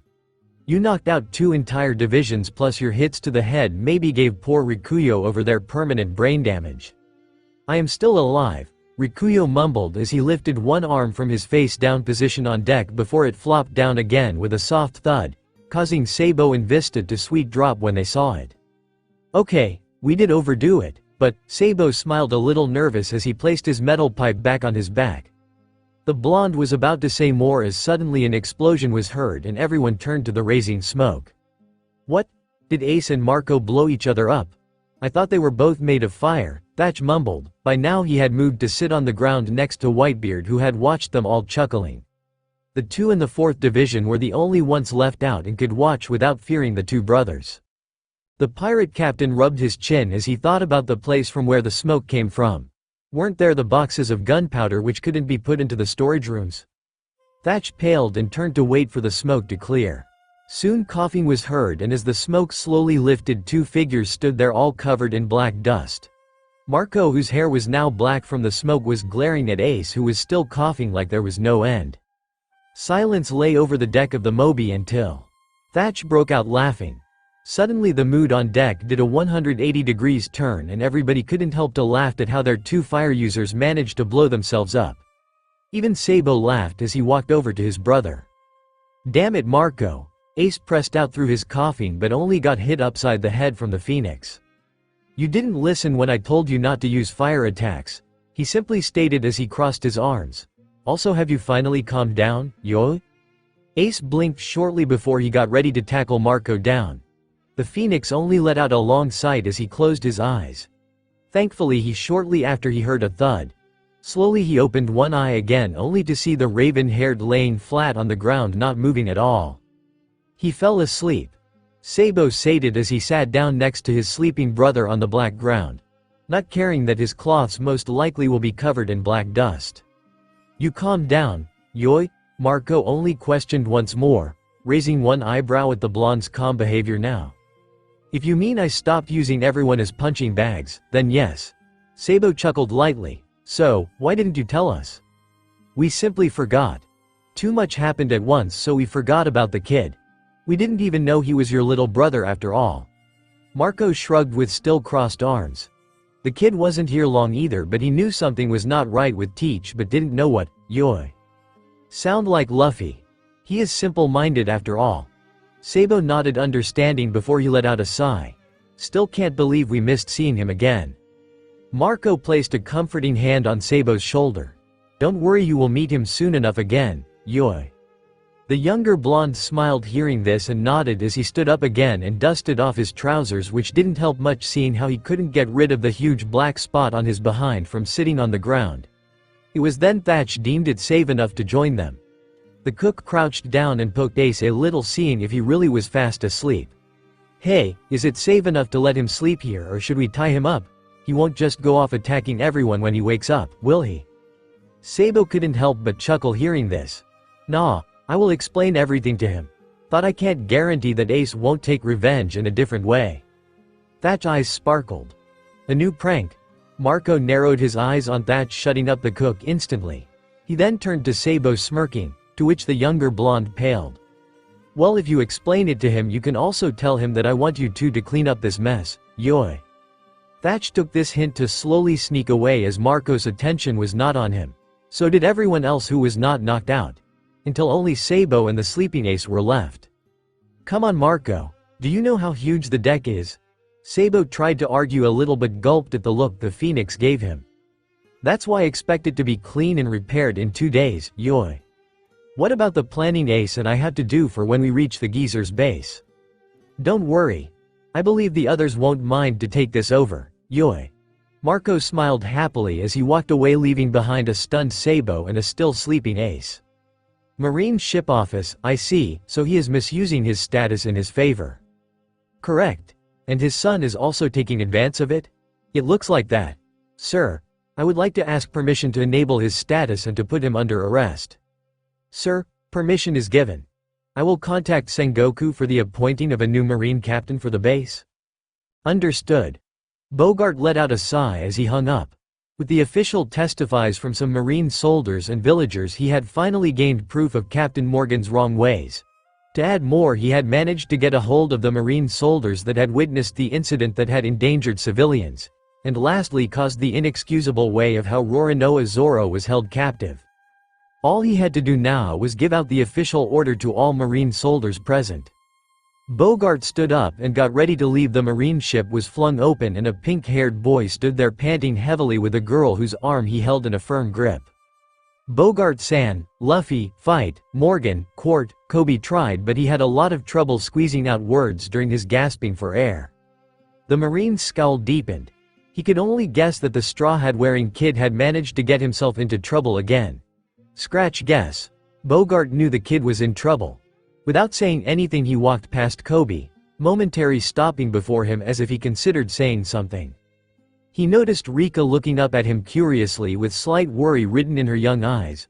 Bogart turned away to stare ahead as he then finally brought himself to show affection as he placed his hand on Rika's head in a way to assure her that everything was going to be alright. Get everyone ready. We are moving out to arrest Axe-Hand Morgan. Bogart spoke to one of the Marines as soon as he stepped out of his office. Yes, sir. The Marine saluted as he rushed off to inform the rest of the crew. Bogart looked over his shoulder to see a happy smiling Rika and a relieved looking Kobe. It was then he remembered that the pink-haired boy tried to tell him something about Luffy, and suddenly Bogart had a very bad feeling. But all he could do was to hope that the kid would not once again destroy a whole Marine base. Marine Base Court, what the hell are you? Zoro yelled in disbelief as he stared at the grinning straw hat-wearing boy before him. I am a rubberman and future king of the pirates. Monkey D. Luffy? Luffy laughed loudly as he puffed out his chest proudly. You're a crazy idiot, huh? Zoro suddenly smirked, still a little shaken by the fact that he had just witnessed someone taking a bull literally head-on and was still unscratched. Luffy ignored him as he poked the forming bruise on his forehead. His tongue stuck out as he showed a clear dislike for it. I still hate getting shot, the raven-haired mumbled out quietly as he plopped down to the ground. Oi! This is no time to get distracted, Zoro suddenly yelled as he remembered that Morgan was still not knocked out. He pulled on his arms in an attempt to get free only to curse as he couldn't. Huh? Before Luffy could react more, something was slammed against his head, sending the boy flying a few meters straight into a wall. Morgan had slammed the side of his broken axe against Luffy's head. Luffy! Zoro yelled but let out a relieved sigh as he saw the rubber boy standing up again, before he mentally questioned himself why he even cared. That surprised me. Luffy answered as he grinned. But that was nothing against G-Chan's fist of love or purple-haired G-San's beatings. You damn kid, I will beat respect into you before I execute you, Morgan screamed in anger as moved to attack Luffy once more, who easily dodged it this time. You sound like G-Chan, the rubber boy mumbled as he kept dodging Morgan's attacks without even really paying attention to the Marine captain. Except for that execution stuff. Why do you even want to execute me? Morgan only roared as answer and kept attacking Luffy out of anger. Luffy on the other hand grew bored but then suddenly grinned from ear to ear. I have a bad feeling, Zoro mumbled, seeing this as he visibly paled. Time to end this, Gumo Gumo no. Luffy threw both his arms backwards, stretching them as much as he could. Bazooka. Luffy's hands slammed with rapid speed against Morgan's torso. The momentum was enough to throw the man off his feet and sent him flying straight into the marine building. Upon the impact, the building shook, throwing the statue of Captain Morgan on top of it off balance and causing it to fall over. A loud crash was heard as the statue fell and broke into pieces, taking down part of the building with it. The statue's head even managed to fall into the court as it broke into pieces. That thing was ugly anyway, Zoro spoke after a few minutes of silence in good humor as both admired the destruction done by the rubber head, who sheepishly rubbed the back of his head. She, Luffy laughed before he grew quiet and his eyes went wide. Zoro gave him a questioning look and opened his mouth to ask what was wrong as the rubber head suddenly started yelling. Oh shit. If scowl face tells this G-Chan I will be screwed. Zoro watched how Luffy grabbed his head and looked around. Panic was written all over his face as he kept yelling about some punishment and fists of love. The green head sweet dropped as the rubber boy started to even run around the court, before he run over to the pile of rocks that once was the statue's head and attempt to put it together again. Crazy, a crazy idiot, Zoro mumbled before he remembered that he was still tied to the wooden cross. Oi, how about you finally untie me? Staring at it won't help, you know. Thatch Sweet dropped as he watched the two brothers staring intensely at the half-burned, half-broken wall of the ship. Instead of watching this, you could help us, Ace retorted as he turned his attentions back to the problem at hand. Nah, Marco told you guys to do the job. Don't want to interfere with his punishments. The cook answered as he crossed his arms behind his head, smiling happily. You are just too lazy to help, Sabo stated as he finally reached for some wood and nails. Ah, I am hurt that you think so lowly of me, Thatch faked a hurt voice as he wiped away an imaginary tear. Ace only grumbled something not understandable for Thatch, but the cook guessed that it must have been something rude, seeing how the next second Sabo slapped the raven-haired upside the head. Hey, how comes that as soon as it's about your little brother the two of you, kinda? Thatch shook his head as deciding to not ask his question after all. Some things were better left unanswered. We are kinda what? Ace questioned as he looked confused over to Thatch. He is talking about your little brother complex, Sabo answered as he let out a sigh, but then got shoved from the side, causing him to lose balance from his crouched down position. I think he means your brother complex, Ace growled a little as he glared at the blonde. Your complex is way worse than mine, Ace. The blonde chuckled as he shielded his face from a light punch from the raven. Thatch tried not to laugh at how the two started arguing about who had the worst little brother complex, as it was clear to him that both were on an equal level. Thought he did see that Sabo was a lot better than Ace in controlling it. I meant you both, by the way, the cook finally managed to say normally without having to stop himself from laughing. I mean you two, kinda snapped. Sabo rubbed the back of his head a little nervous as he turned his attention back to repairing the wall, while Ace blinked before he glared lightly at Thatch. Don't you dare to ever tell Luffy about what happened. The cook held up his hands in a sign of peace before he made a zipping motion and signaled that he wouldn't say a word. But as soon as Ace turned his back to him, the cook grinned slyly. I won't tell him. But Thatch thoughts of whom he should tell first about his little plan as he was hit on the head by the 1st Division commander. Thatch groaned a little in pain as he looked over his shoulder at a glaring Marco, who seemed to have read his thoughts and reprimanding him to not cause any trouble. Save it, Thatch. The cook looked at Marco a little disappointed before he noticed the small smirk on Marco's face. Oh, I see, blackmail material. Oh, Marco, it's impossible to repair everything in 2 days, Ace suddenly shouted as he noticed the phoenix. It is possible. Marco only answered as he shrugged.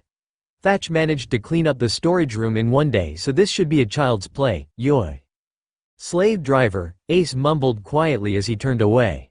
Excuse me, maybe we should restart your manner lessons, yoy. Ace flinched as he heard that, but then glared at Sabo, who truckled. Manner lessons? Thatch asked, curious, not fully understanding what was going on. Manner lessons. The phoenix confirmed, but then crossed his arms. But besides that, we got news from one of our searching members, yoy. News? What kind of news? Sabo asked while he hammered a nail into the wall. Actually, 2 kind of news. Marco started as he shortly looked over to Thatch and then back on to what the brothers were doing. We got words of Teach being seen in the Grand Line, trying to gather a crew for his own protection from us. Atmos Division is currently hot on his tail, chasing him around and not giving him the chance to stay on one island long. The 1st Division commander watched how Sabo momentarily stopped in his task before he continued. He glanced over to Thatch, who first had stared grimly at nothing but was now grinning happily. Ah, sounds like Atmos has a lot of fun doing that. Ace only quietly mumbled out something, and Marco guessed that it had something to do with the fact that he was still a little sore about that they didn't let him go after Teach. Marco's guess was confirmed as Sabo threw the hammer at his brother that went right through the raven, who in return just glared back at the blonde. The phoenix shook his head shortly before he continued. The second news we got will probably be of more interest for you too. Ace and Sabo looked up, waiting for Marco to continue. One of the islands on the Grand Line that is under our protection messaged us back that they have seen the kid on a marine ship that was on its way on a nearby marine base a few months ago. What are we waiting for? Let's head there, Ace shouted as he sprung up and dropped the nails he had been holding. We haven't even confirmed that information yet. Also, the kid could be somewhere else by now, yoy, Marco calmly responded. Well, it is a lead we can work with, right? Sabo questioned as he stood up now with a thoughtful expression. If we pay that base a visit, we may find leads of Luffy's current location. Well, that settles it, Thatch suddenly spoke up cheerfully. We are going to set curse for that base instead of Garp's. To add up everything, you not only act against what I told you, You also managed to destroy half of a marine base yet again. So to sum it up, you will be left with 3 weeks of meatless meals, house arrest for at least 1 week and a cleaning shift of 2 weeks. Luffy's jaw dropped as he stared at Bogart in disbelief. The rubber head was currently sitting in the middle of the court. Behind Bogart, marine soldiers were working on finding Morgan, who was probably buried under the rock, and other marines. Zoro, who was testing out his muscles after he was finally untied by someone, eyed the two from the side. He was considering saying something but decided against it. It's not like he was thankful that Luffy helped him out, but he didn't want to get on the bad side of that one marine. His sweat dropped at his own thought. Why should he care if he gets on the bad side of him? Suddenly the green-haired remembered something and grabbed the nearest marine soldier by his collar, catching Luffy's attention. "Hey, where are my swords?" "I don't know," the soldier stuttered, but Zoro had already let go of him and stomped over to the leftover of the marine building. "I swear if they are broken I gonna." Luffy couldn't hear the rest, but an idea suddenly popped up in the rubber boy's head and he grinned from ear to ear. "Don't even." Bogart was not able to finish his sentence as the straw hat wearer had already taken off, leaving a cloud of dust behind. The marine let out a long sigh. Hours later, Zoro was still seen moving around rocks in search for his 3 swords. He lifted another heaving-looking one to the side and cursed as he once again didn't find them under it. "Where the hell are they?" "What are you looking for?" "My 3 swords. They found Morgan, but my swords seem to have vanished." "So you use 3? I just said I look for 3. Annoyed, Zoro lifted another stone with the same result as before. The green-haired was getting tired of it and swore that someone would pay if he won't find his swords soon. "Are these the ones you are looking for?" Zoro's head snapped up and he stared at Luffy's grinning face. In his hands were indeed the 3 swords he had been looking for. "Where did you find them?" Zoro yelled and reached out for them, but Luffy jumped out of reach, still grinning as the swordsman glared at him deathly. She. "Join my crew." Luffy laughed as he sat down on a rock that was out of Zoro's reach. "No," the green-haired answered promptly. "Now give me my swords." "Nope." Luffy simply stated, still grinning. "But, if you join my crew." Zoro kept on glaring at Luffy. "Just give them back." "Join my crew." "No, come on, join me." "No." "But I already decided that you will be my crewmate." "Hell no, don't just decide that. I will give you your swords back." "Just give me them now. Not before you say that you join my pirate crew." "Fine, I will join. Just give me back my swords." Zoro's eyes went wide when he registered what he just said and he slapped himself. Luffy, on the other hand, laughed happily when he finally heard the answer they wanted. The rubber boy jumped down from his spot and held them out to the ex-pirate hunter, who in return snatched them out of the rubber boy's hand as soon as he could, grumbling to himself. She's, I got my first crew member." The straw hat wearer grinned happily before he stared seriously back at Zoro. "You're not backing out now, right?" "TCH, I gave you my word. I stand to what I said. I'm going to become the world's greatest swordsman. I don't care if I get that title as a bad guy or a good guy, as long as my name is known worldwide." Zoro suddenly drew out his white sword and pointed at Luffy with it, who tilted his head curious to the side. "If you do something that ends up in the way of my goal, you will apologize to me at the end of my sword." She. Luffy only laughed as he still grinned and Zoro smirked. But then Zoro dropped his sword and fell backwards down. "Zoro!" Luffy yelled as he ran over to him, but then blinked confused as he heard Zoro's stomach growl. "I seriously need some food now," the swordsman mumbled tiredly. "And a bath," Luffy then added, pinching his nose. "You smell." "Shut up, Marine." "Never." Chapter 20. Pissed. Zoro, Zaru. Luffy whispered quietly as he poked the sleeping swordsman, who only grumbled something not understandable as he turned his back to the rubber head. "Zoro, come on, wakey." Luffy tried again as he kept on poking the green head, who still refused to answer. Luffy momentarily stopped as he stared blankly at the still sleeping swordsman. Suddenly the rubber head bummed his right fist in his left hand and as quietly as he could left the room again, only to return with bucket filled with water. The straw hat wearer grinned as he dumped the whole bucket on the green head, with the bucket slipped out of his hands and landing on Zoro's head, who sat up fast, cursing loudly, which was muffled by the bucket. "What the hell?" the green head yelled, muffled, before he removed the bucket from his head. "What are yo?" Zoro didn't finish what he was about to say as Luffy hurriedly clapped one hand on the ex-pirate hunter's mouth while making a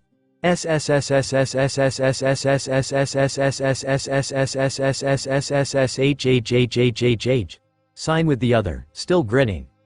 What is going on? Zoro yelled, whispered, irritated as he glared at his future captain. We are going to sneak out.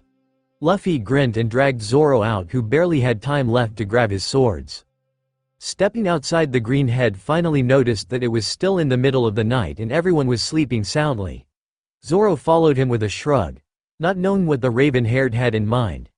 Quietly he walked after the straw hat wearer, slightly amazed at the sneaking skill the teen was showing, but sweat dropped as the rubber boy sneakily stole the meat from one of the night guards that were on break.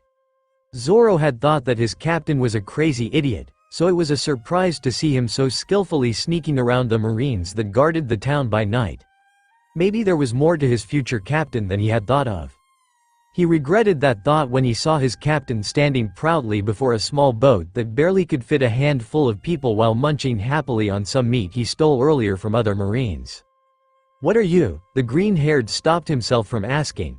He had a feeling that he was not going to like the idea of what the raven-haired had planned.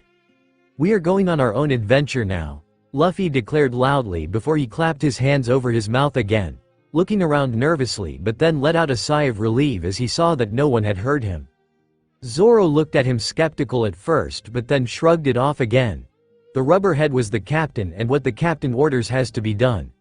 Besides, he did like the idea of sneaking out right under a Marine's nose. Minutes later, Zoro and Luffy sat in the small boat next to around 3 barrels filled with food as they sailed smoothly through the sea at night. Relaxed, Zoro leaned back and watched the star-filled sky. So what do you think will happen when your Marine friend finds you missing? As the green-haired didn't hear an answer, he looked up to see the raven-haired boy's pale face. You did think of a plan, right? Luffy laughed nervously as he rubbed the back of his head. Well, you didn't plan anything? Zoro paled as he stared at the straw hat wearer. She, Luffy only laughed. Do you even know how to sail a boat? Zoro asked as he kept on staring. Well, Sabo did try to teach me a little, Luffy mumbled, quietly poking his fingers together. Well? Zoro urged, having a very bad feeling about this. I never got it right. Luffy grinned as if he was proud of the fact that he didn't know how to navigate on the sea, while Zoro lost his balance and lay on the boat staring at his captain in disbelief. This was going to be a long trip till they reached the next island. Hopefully their food would hold out long enough. Suddenly Zoro heard some muffled noises. Being a swordsman like he was, his hands practically flew to his swords as he let his eyes wander around the small boat with a guarded look. Luffy on the other hand tilted his head confused to the side as he watched Zoro. What's wrong? The rubberhead asked, confused. Don't you hear that noise? Zoro hissed quietly, still trying to find the source of it. Oh, that? Luffy answered with sudden understanding in his eyes. That's just Kobe. Kobe? Zoro questioned, still with a guarded look. Luffy only nodded and crawled over to the barrels. He grinned from ear to ear as he reached out and started to pull on something that lay hidden behind them. Zoro's eyes went wide when he watched the rubber boy pull out a tied-up and gauged Kobe from behind the barrels, who was crying and struggling with the ropes. What the? Zoro started, staring at his captain and waiting for an explanation from him. Well, Kobe is an official recruit of my G-chan now. So if Scowl Face finds us, he can't complain about me not working with a Marine. Luffy grinned from ear to ear, proud of his little plan to not anger Bogart even more, not knowing that his plan was most likely doomed to backfire at some point. You really are something, Zoro quietly mumbled as he leaned back and smirked a little. Well, at least his captain did do something pirate-like, even if it was kidnapping poor Kobe to drag him along. The greenhead shook his head, watching how the sun slowly rose on the horizon, and cursed that he wasn't able to get much sleep. Then he realized something the rubber boy had said earlier. What did you mean with he can't complain about you not working with a Marine? Marco leaned back in his chair as he stretched his arms. Lazily he stared back at the mountain of papers he had finished and at the mountain of papers he still had to do. Most of them were only reports that he had to go through from the divisions that were not on their main ship, the Moby. Sometime he really wonder why a pirate like him had to do paperwork, but then who else on this ship would be willing to do it? The Phoenix closed his eyes before he opened them, staring at the papers for a minute until he stood up. Nope, not happening today, yoi. He walked out of his cabin only to see a few members of the 3rd Division. The blonde pirate blinked as he looked after them. Did he image it or were their hair green? Shrugging it off, the blonde pirate continued in the direction of to the deck. He decided that he needed some fresh if he was already imaging things. On his way, other crew members run past him seemingly not seeing him again. And once again the blonde rubbed the back of his head in mild confusion. He did recognize them as members from Haruta's division, but why were they wearing skirts? Did Haruta and Izo play to dress up the crew again? Marco was sure now that he needed to find out what was going on, especially as an angered Izo without any of his makeup and in normal not feminine clothing stormed past him, cursing like the blonde had never heard before from him. Yep, by now the 1st Division commander was pretty sure that he must have missed out something while he had worked on the reports in his cabin. His gut feeling told him that a certain brother duo and a cook were responsible for this. Opening the door to the deck, Marco was met with a sight that made his jaw drop. The entry 3rd Division had green hair, even Jozu himself. The 5th Division was running around only in their underwear yelling about where the heck their clothing was. Rikuyo and his 7th Division had doodles all over their faces and tried as well as they could to wash it off only to smear something black in their faces. Haruta's division was completely dressed up in clothing that obviously belonged to either Izo or Haruta and had way too much makeup smeared in their faces. Well, that explained why Izo was running around and yelling at them. He saw a few from his division and grimaced seeing how they couldn't stop scratching themselves. They surely had itchy powder in their clothing. Marco rubbed his eyes hoping that this was all a bad dream, but then he spotted Thatch rolling on the ground laughing, his crew members of the 4th Division doing the same. He narrowed his eyes on them as he noticed that they were the only ones that were fine, besides their Oyaji, who found this all very funny as he drank from his sake. A few steps later the Phoenix was next to the 4th Division commander and lifted him of the ground, glaring at him as said person was still laughing. Thatch, explain this mess. The cook instantly stopped laughing hearing the dangerous tone in Marco's voice that never meant anything good and held up his hands in peace. Hey, I got nothing to do with this. I woke up to Izo's scream as he didn't find any of his kimonos. Not satisfied with the answer, Marco dropped Thatch on the ground anyway. He turned and let his eyes wander around the deck searching for 2 certain people but couldn't make them out anywhere in the chaos. You know, Sabo did warn us, Thatch mumbled as he dusted off his trousers while he stood up. Warn us, yoi? Marco questioned as he crossed his arms and side-eyed Thatch. Yay, remember? He said that Ace may still take his little revenge on you. Thatch grinned, happy that he and his division were not one of Ace's targets. So you're telling me all this is Ace's and Sabo's doing, yoi? Marco raised an eyebrow. Oh, how much fun he will have thinking of a new punishment for the two. It's only Ace's doing, Sabo calmly said as he walked over to them munching on an apple. I haven't seen him since last night when he mumbled something about going to prepare some stuff. Marco narrowed his eyes on the blonde.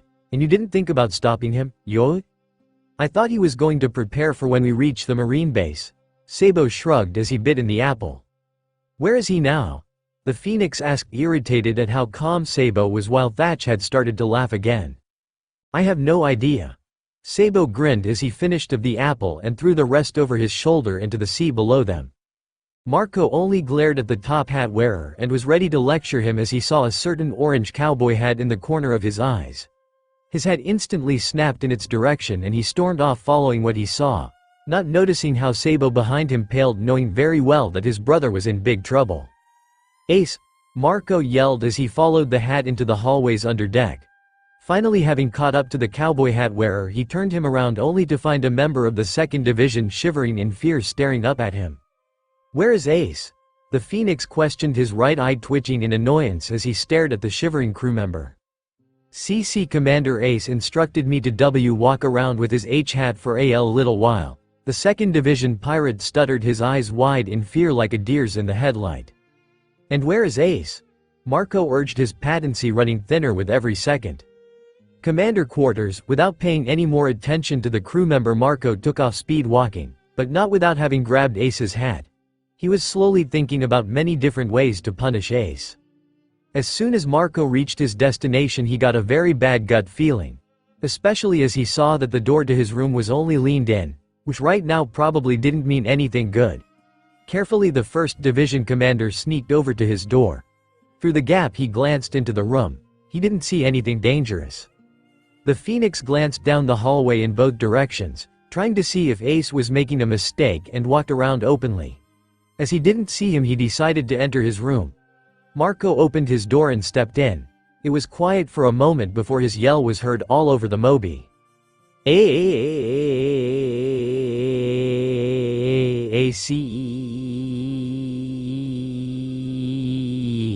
I hope Ace has a good hiding spot, Sabo mumbled as he sat down to lean against the railing. Thatch sat right next to him and chuckled. Well, I just hope Marco will go easy on him. Thatch smirked as he crossed his arms behind his head, watching how slowly the chaos on deck cleared up. Sabo raised an eyebrow as he looked over to Thatch. Do you really think after everything Ace did he will go easy on him? Thatch only chuckled more. What did you just say? Zoro yelled after he had spit out the piece of apple he was eating.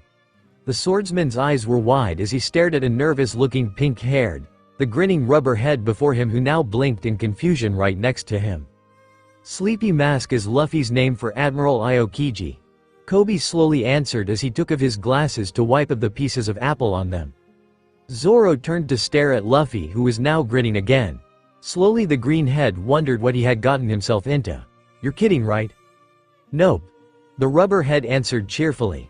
I will beat Sleepy Mask and then become king of the pirates. Zoro couldn't believe what he heard. Becoming a pirate was one thing, but beating an admiral was another. But then he smirked as he leaned back in his chair. Truth to be told, the greenhead loved challenges. This was just a new one for him on his way to become the best swordsman. How will you win against an admiral? By beating him up? Luffy asked, confused back as he tilted his head to the side, and Zoro's sweat dropped, clearly seeing that his captain had no battle strategies or anything remotely planned out. Why the hell did I even join? Zoro muttered as he watched his grinning captain starting to eat one apple after another. He leaned back and closed his eyes, drifting off into sleep as all he heard in the background were Luffy's and Kobe's talking. It wasn't much later that Zoro was violently awoke with a jolt from his sleep. The ex-pirate hunter yawned, looking around the little boat for the other two, only to notice that they were gone. Where the hell? Zoro let his eyes wander around the ocean. Slowly he grew more and more irritated. He couldn't spot the two anywhere. The swordsman scratched the back of his head, narrowing his eyes on nothing. How the heck did they disappear out on the open sea? As if to answer the ex-pirate hunter's question, a loud roar was heard as the small boat suddenly shook violently. Zoro watched wide-eyed how a sea king emerged from the deep waters below him as he held on to the boat for dear life so he wouldn't get thrown off. The greenhead's eyes went even more wide when he heard a familiar screaming and laughing. It didn't take long for him to make out a certain pink head that clung to the sea king's head fin, while the rubber head was either stuck on purpose or by sheer bad luck with his hand in the sea king's mouth. What the hell are you two doing? Zoro yelled after he recovered from the shock, only to get more screaming from the poor Kobe, and more laughing as answer. The swordsman then noticed that he wasn't the only one getting annoyed by all the noises as he watched the Sea King's eyes dart around searching for the source of it, which in the end resulted in making it shake its head violently, causing the rubber boy to bounce around from side to side even more. Zoro's sweat dropped, feeling sick watching Luffy, and wondered how the heck the boy found that funny, judging by all his laughter. But seeing how Kobe was screaming his head off in fear, it was a rather bizarre thing to watch. Hey Zoro, I got US lunch. The rubber boy yelled happily as he pointed with his free hand at the Sea King's head, while grinning wide. The ex-pirate hunter only paled and only yelled back, how the hell can we even eat that when we are in the middle of nowhere? Suddenly Luffy made a thoughtful expression. I didn't think about that. Of course you didn't, Zoro muttered, irritated. The small boat shook again as the waves caused by the Sea King crashed into it, causing Zoro to lose his balance. That was the moment the Sea King spotted him also. As it was, the big fish did not see Kobe, who was the real source of the screaming. The ex-pirate hunter and the Sea King made eye contact. For minutes both didn't move, and the brain of the big fish slowly came to an assumption Zoro didn't like at all: the GRCE of all the noises that disturbed the Sea King. Zoro smirked as he pushed his white sword out of its sheath with his thumb. This was going to be interesting. He didn't really remember the last time he got the chance to take on a Sea King. Luffy, who decided he had played enough with the big fishy, noticed the exchange between his first crew member and the Sea King. Confused, he tilted his head to the side. Well, he tried at least, since it wasn't easy with all the bouncing he was doing. Suddenly the mouth of the Sea King snapped open, showing off its sharp fangs and finally releasing the rubber boy from its grip. Thought he was happy to be finally free, he soon also realized that he was falling down, directly into the ocean below him. So acting on instinct, he stretched his arm up to get a hold on the Sea King's head, only to get dragged down with it to the water seconds later. Because this action caused the animal to halt, confused as he felt the pull on its fin, giving Zoro the chance to attack the animal before it could strike. Swiftly the swordsman unsheathed his 3 words and with a strong push jumped off the little boat directly at the Sea King. Faster than the poor fish could register, it was sliced down and collapsed, its body floating on the water, while Zoro easily landed on the small boat again, sheathing his swords. "Too easy," he mumbled until he heard loud gurgling and splashing. "Luffy!" Kobe yelled after he had finally stopped screaming and took in his surrounding, only to see Luffy struggling in the water. The pink-haired boy tried to crawl over the Sea King's body to get to Luffy, only to end up being pulled down by the panicked rubber boy, and was also now near drowning. "Help, Zoro!" "These idiots," Zoro mumbled before he turned to jump into the ocean to get his captain and the marine to be. Really, what has he gotten himself into by joining the rubber boy's pirate crew? Once the 3 were back on their little boat, the green-haired only stared at the panting rubber boy, who was now grinning like an idiot again. The swordsman only shook his head and wondered how this boy was supposed to beat an admiral. He surely was going to keep an eye out for his captain. "Say it, Yoi," Marco ordered as he crossed his arms and glared down at Ace. The fire user grumbled something inaudible and groaned as seconds later another stone block was dropped on his lap, causing him to glare up at Marco, who smirked evilly down at him. A few other crew members were around watching them with either satisfied expression or sniggering. But 2 certain crew members, a top hat wearer and a cook, were out openly laughing as they watched the manner lesson Marco put Ace through. Fire Fist Ace had been caught by an enraged Marco the Phoenix, right after he had decorated Marco's room with an insane amount of pineapples and feathers. Now the 2nd Division commander of the Whitebeard Pirates, who was feared by many people, sat Caesar-style on deck with stone blocks on his lap with his hands tied behind his back. Worst of all, Marco had apparently borrowed Sabo's sea stone-coated staff, causing Ace to actually really feel the pain and heaviness of the seat and stone blocks. "Do you want another block, or are you going to say it clearly now, Yoi?" It was visible to every crew member that Marco was clearly enjoying his little punishment for Ace that he excused as manner lesson. Some crew members glanced over to their captain to see what he was thinking about this all, only to find him watching it with amusement. Needless to say, the crew members' sweat dropped seeing that. The old man clearly was following the rule to let his children deal alone with any problems they have under each other and to only interfere when he needed to. "Sorry, never," Ace mumbled quietly as he looked away from Marco, glaring at nothing. "I am sorry. I couldn't hear you, Yoi," Marco mocked as he smiled creepily nice down at Ace, making everyone who watched sweat drop and mentally swearing to never ever anger Marco more than needed. "I said," Ace started. "I'm sorry, never doing," Marco sighed. Was it really that hard to make the boy apologize? Slowly he lifted off 2 of the stone block, confusing everyone that watched. Ace, however, looked at him skeptical. He didn't think that Marco would give up that easily. "Jozu? Would you mind, Yoi?" Ace stared wide-eyed at Marco, who motioned for their friend to sit down on the reminding stone blocks on Ace's lap. Sabo paled watching and for once wished that his brother wasn't as stubborn as normally. But then, Ace should have known what he would get for his pranks. "Wait, Marco. At least take away the sea stone-coated staff from Sabo," Ace yelled in panic as he saw Jozu slowly walking up to them. The look on his face told already that he was going to enjoy getting revenge for his hair. "What is the magic word, Yoi?" Marco asked blankly, waiting for an answer. Abracadabra," Ace answered, unsure, causing pretty much everyone to break out laughing aside from Marco, who stared at him blankly, Jozu, who wasn't sure what to think about that answer, and Sabo, who sweat dropped. The top head wearer would have expected that kind of answer from their little brother, but not from Ace. "Wrong," Marco only said and motioned for Jozu to sit down, and causing Ace to groan in pain.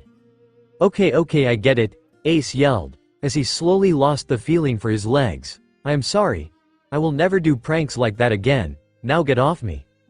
Marco shook his head. Let me ask again. What is the magic word, yoi? The hell if I know. Ace burst out annoyed and irritated. Sesame open you? Expelia mus? By now Marco's eyes started twitching as Ace continued to yell out nonsense magic spells he had apparently heard from who knows where. He had to admit it was pretty entertaining for everyone to watch, but that wasn't what he wanted to hear from that stubborn raven-haired. Ace, Marco muttered dangerously low, causing the raven-haired to gulp as he stopped in his yelling. Ace's eyes darted around deck, trying to find anything that would help him. He then spotted his brother Sabo, who tried to mouth him something. The raven-haired furrowed his eyebrows as he tried to understand what his brother was telling him. Breeze? A quick glance at Marco told him that he was wrong again while Sabo face-palmed. Freeze? Sneeze? Wait, release? No.